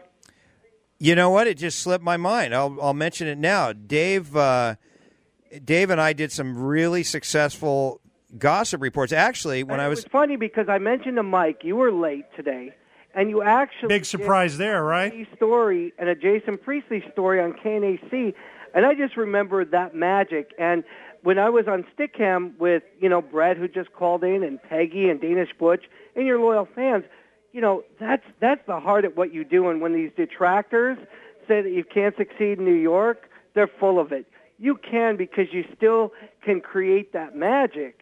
Well, this guy who's on right now is the best gossip. Yeah, but I couldn't do it without you. Yeah, but the thing is that this guy, he's the best in the business, Mike. You don't even. I mean, we did Australian radio, a Hollywood trash report, and I remember. I don't know if you remember. And he supplied me the stories. He would get stories that were.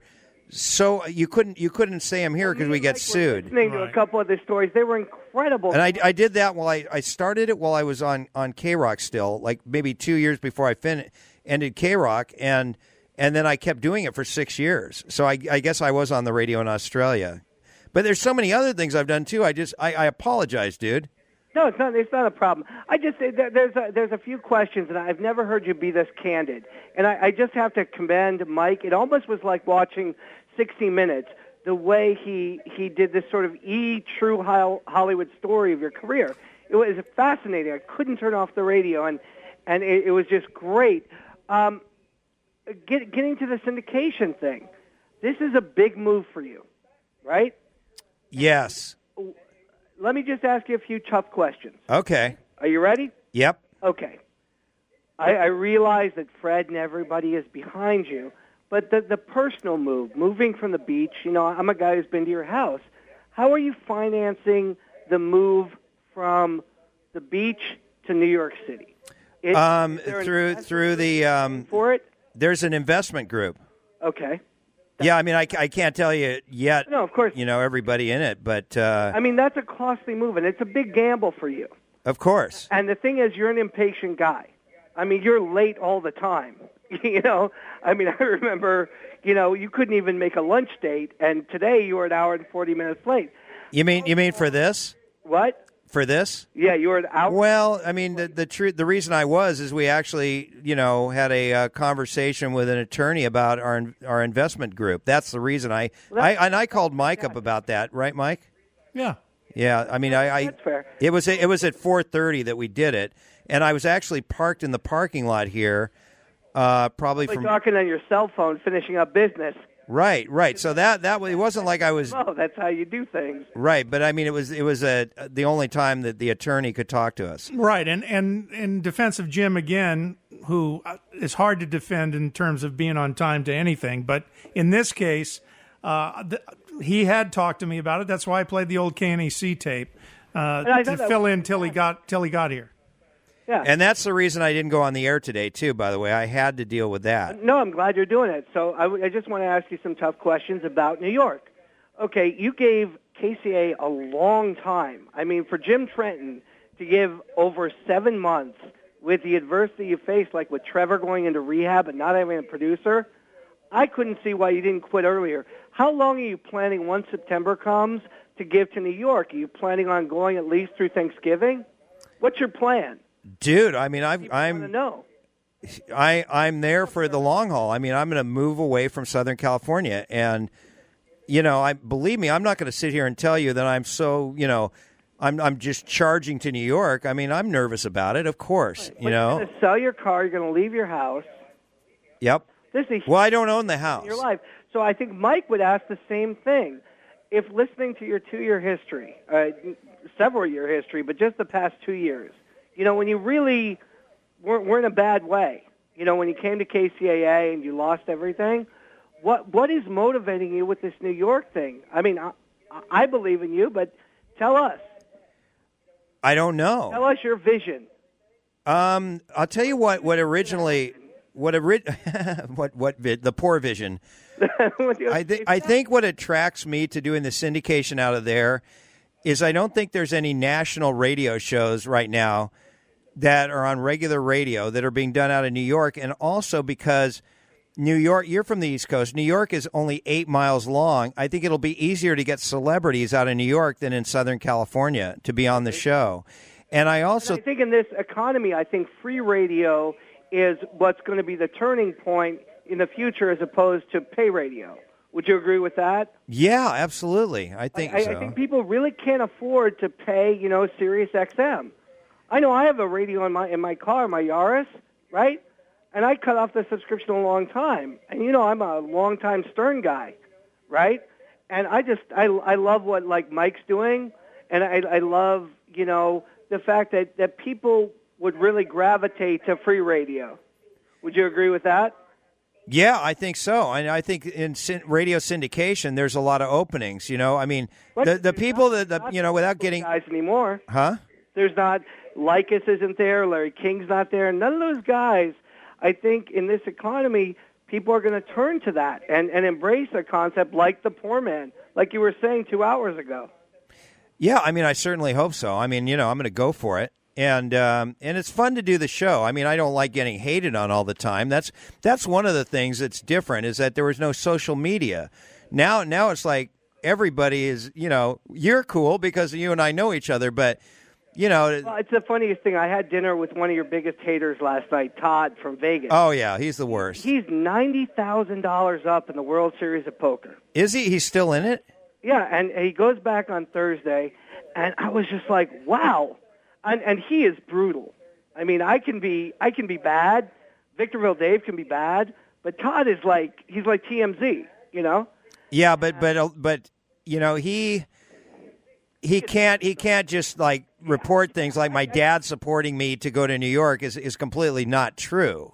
Right. That's not true. I mean, that was my question with you, and now it makes sense that you have a group of investors, and you would see why. I mean, this thing that Mike put together, if you put that on a demo tape and play that for any radio investor, your history speaks volumes. I know it. I was there doing whack trash at KPWR with Angel and Erna PP Man. Right. I was there. Yeah, you were with the two gangbangers, right? Right, and I saw the ankle bracelets. I saw when they broke your window. Yes. And I was there at Triple M when nobody would hire you. And this guy Stubbsy, I remember I was at Disneyland once, and you flew. They used to fly you to Australia. Yep. And that's a Yeah, you didn't know this, did you, Mike? No, I didn't. I was so popular doing this Hollywood Trash Report, thanks to Dave's great stories, that they flew me 1 year to Bali to host a listener party, and another year to Kuala Lumpur in Malaysia. And Wow. One time we had 3 different shows in Melbourne, Sydney, Newcastle. No, we had 5. Yeah, We were on 5 stations all around the country doing 5 reports twice a Talk about week. radio. This was the most incredible thing ever. And we were doing these 5 shows, and it just reminded me when you were playing him on KNAC doing the Celebrity Trash Report. And that's why I really believe, and a lot of people say to me, on Facebook, why do you still believe in this guy, Jim the Poor Man Trenton? Look, with a history like that, I'm betting on a winner, and I think Jim is going to win. Sorry, I think you do too, Mike, right? Absolutely. I've been a Poor Man fan for many, many, many years. And his tenacious spirit just blows me away. I mean, he just never gives up, and he, through adversity, always wins, and he's a very, very entertaining man. Well, thanks. Listen, by the way, your extreme gossip, we have to do that as a regular thing. Yeah, I mean, by the way, somebody picked up our Lady Gaga story. oh, figures. We'll talk off the air about All right, that. figures. But, we should off the air sell that to a certain tabloid here in America. Okay. Because on my Facebook page, they picked up the podcast. We did it, Mike. We did a story about Lady Gaga. Yeah, I heard it. Right? It was phenomenal. It was just phenomenal. Yes. And that's a sort of Dave Lerman, Jim Trenton magic. I know that was your story. I'll get, but now that you're doing the thing, you're going to get some glory. In fact, you need to get it like a little website going or something too. No. All I want to do is work with you again because we worked for so many years. Yeah, it's great. Years, it's and great. We really, in that time, we broke so many boundaries. And like Mike, you heard the Lady Gaga story. Sure. That was the tip of the iceberg, and like the Tommy Lee story with the Scott Baio and Heather Locklear you heard earlier. Right. That was every week, and that's why I think Jim's going to be successful in New York, and that's why I felt the need to pick up the phone and call in and say, hey, thank God he showed up because I would have really been disappointed, Jim, if you plugged this on your Facebook and you didn't show up. Are you listen?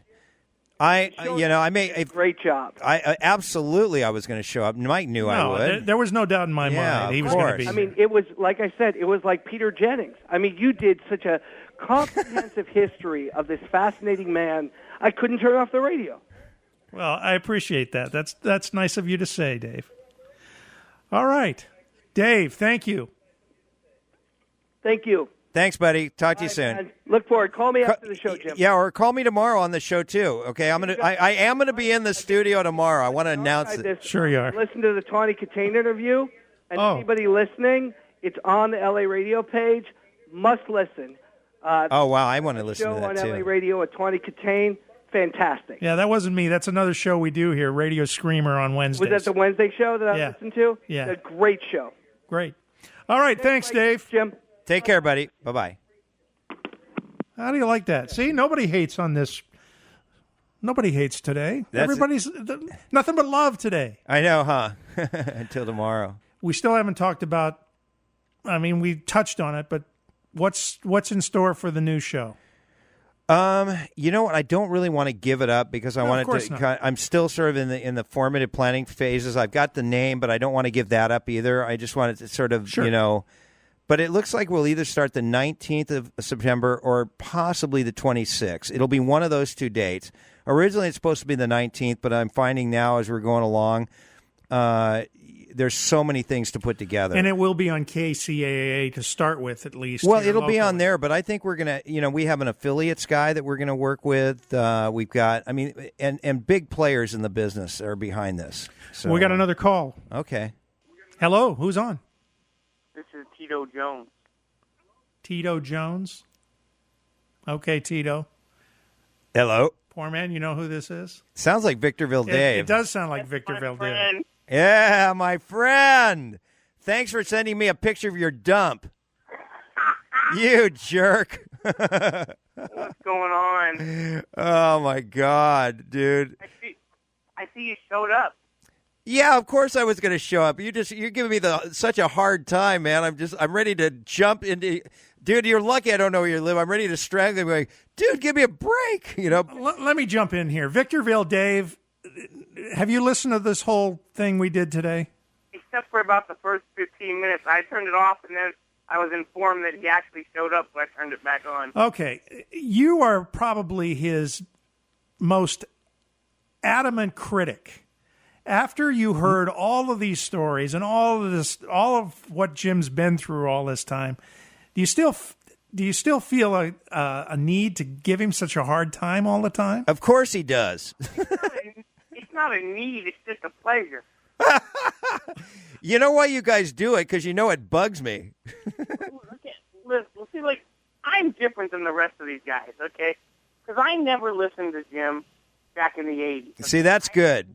I didn't know who he was, what he was. He could have been on the radio selling tacos. I have no idea anything about him except for what I've learned since then. And I've gone back and I've listened to some of this stuff, and hey, it's all good and all that. But I'm just going off of what I see now. And the stuff that I see now, I'm sorry, my friend, it don't impress me. Oh, man. But I'm not saying that there aren't glimmering spots, where, like, you can see you can see that you've got talent. You can see that you know what you're doing. But at the same time, talent doesn't mean everything. Some of the most talented people in the world never make it because their inner demons get the best of them. And that's your problem. You understand? I mean, yeah, you're talented. You know what you're doing.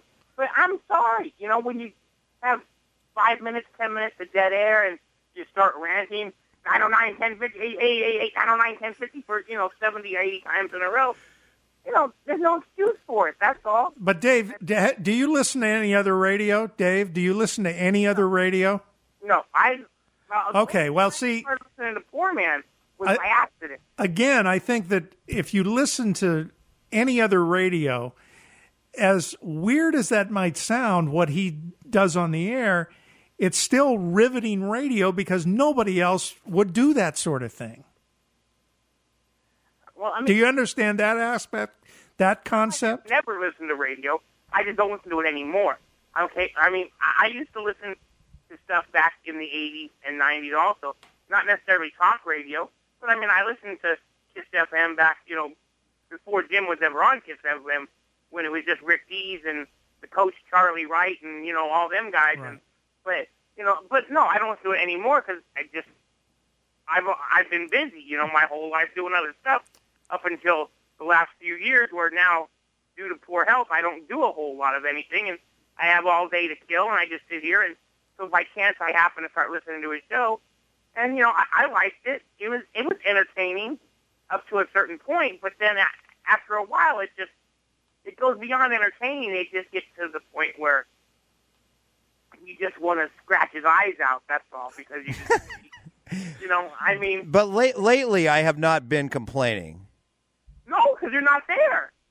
Oh. It's hard to complain when you're not there. You're never going to get any love from him, are you? But, Dave, listen, I have been up front and saying that I was not going to be on the air every day because I have to move, dude.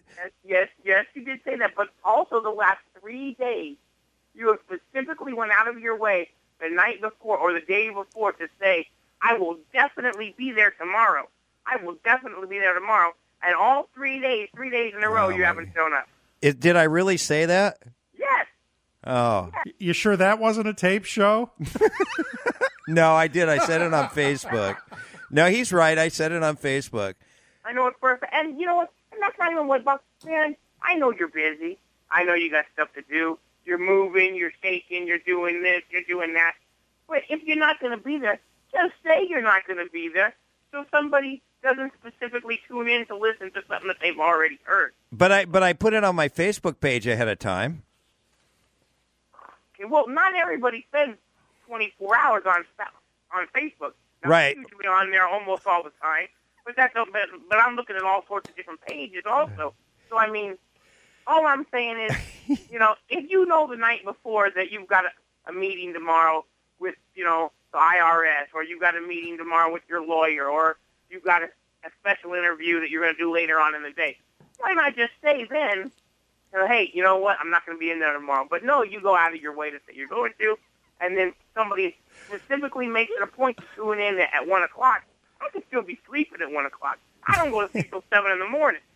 You know, I mean, I specifically woke up 2 of the last 3 days at 12:45 just to listen to your show.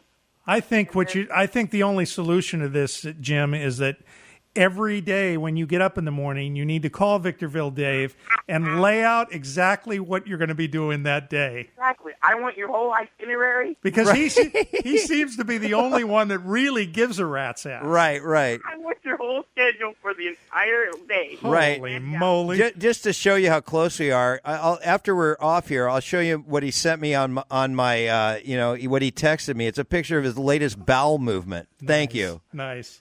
Yeah. And it looks like a question mark. Thanks, dude. It does. The word, is this your career? All right. You're the worst. All right, Dave. Thanks for calling, I think. No problem. Good luck. See you, buddy. Goodbye. Oh, brother. I really like him, though. He's something else. He's a character. You know, if the show does take off, he's only been out of his house like 5 times in 4 years. He's going to have to leave his house again. If the show becomes popular, everybody's going to want to meet the guy, you know. Of course.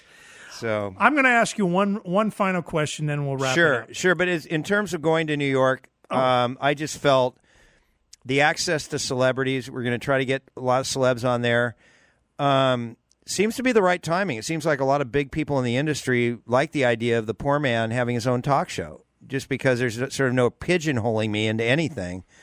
And with the what seems to be the decline of the conservative talk radio, in fact, political talk radio in general, there may be an opening for somebody that really is you're apolitical. Right, it's more like an entertainment talk show is what it is. Exactly. But also we're going to have songs too. That's one thing I'll tell you.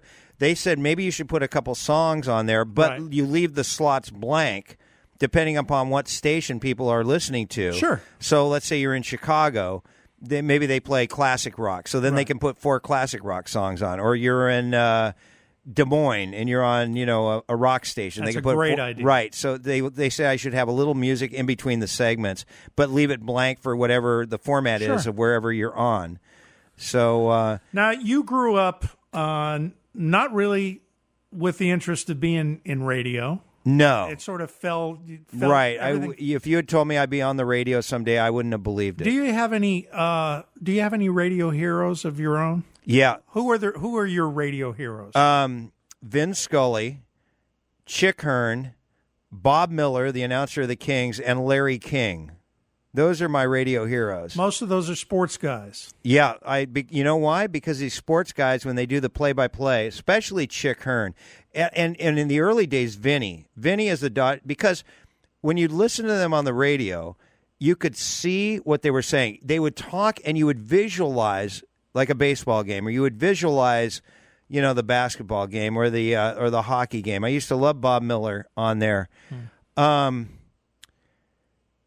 Larry King, because he used to have an all-night radio show, and I just like Larry's style because he was casual and easy, would get it out of everybody. But see, I think Vin Scully needs to get off the air now. Oh, you do? I think he's not like he was. Right. I thought Chick Hearn was great till he died. I thought even though he was 90, I thought he did it.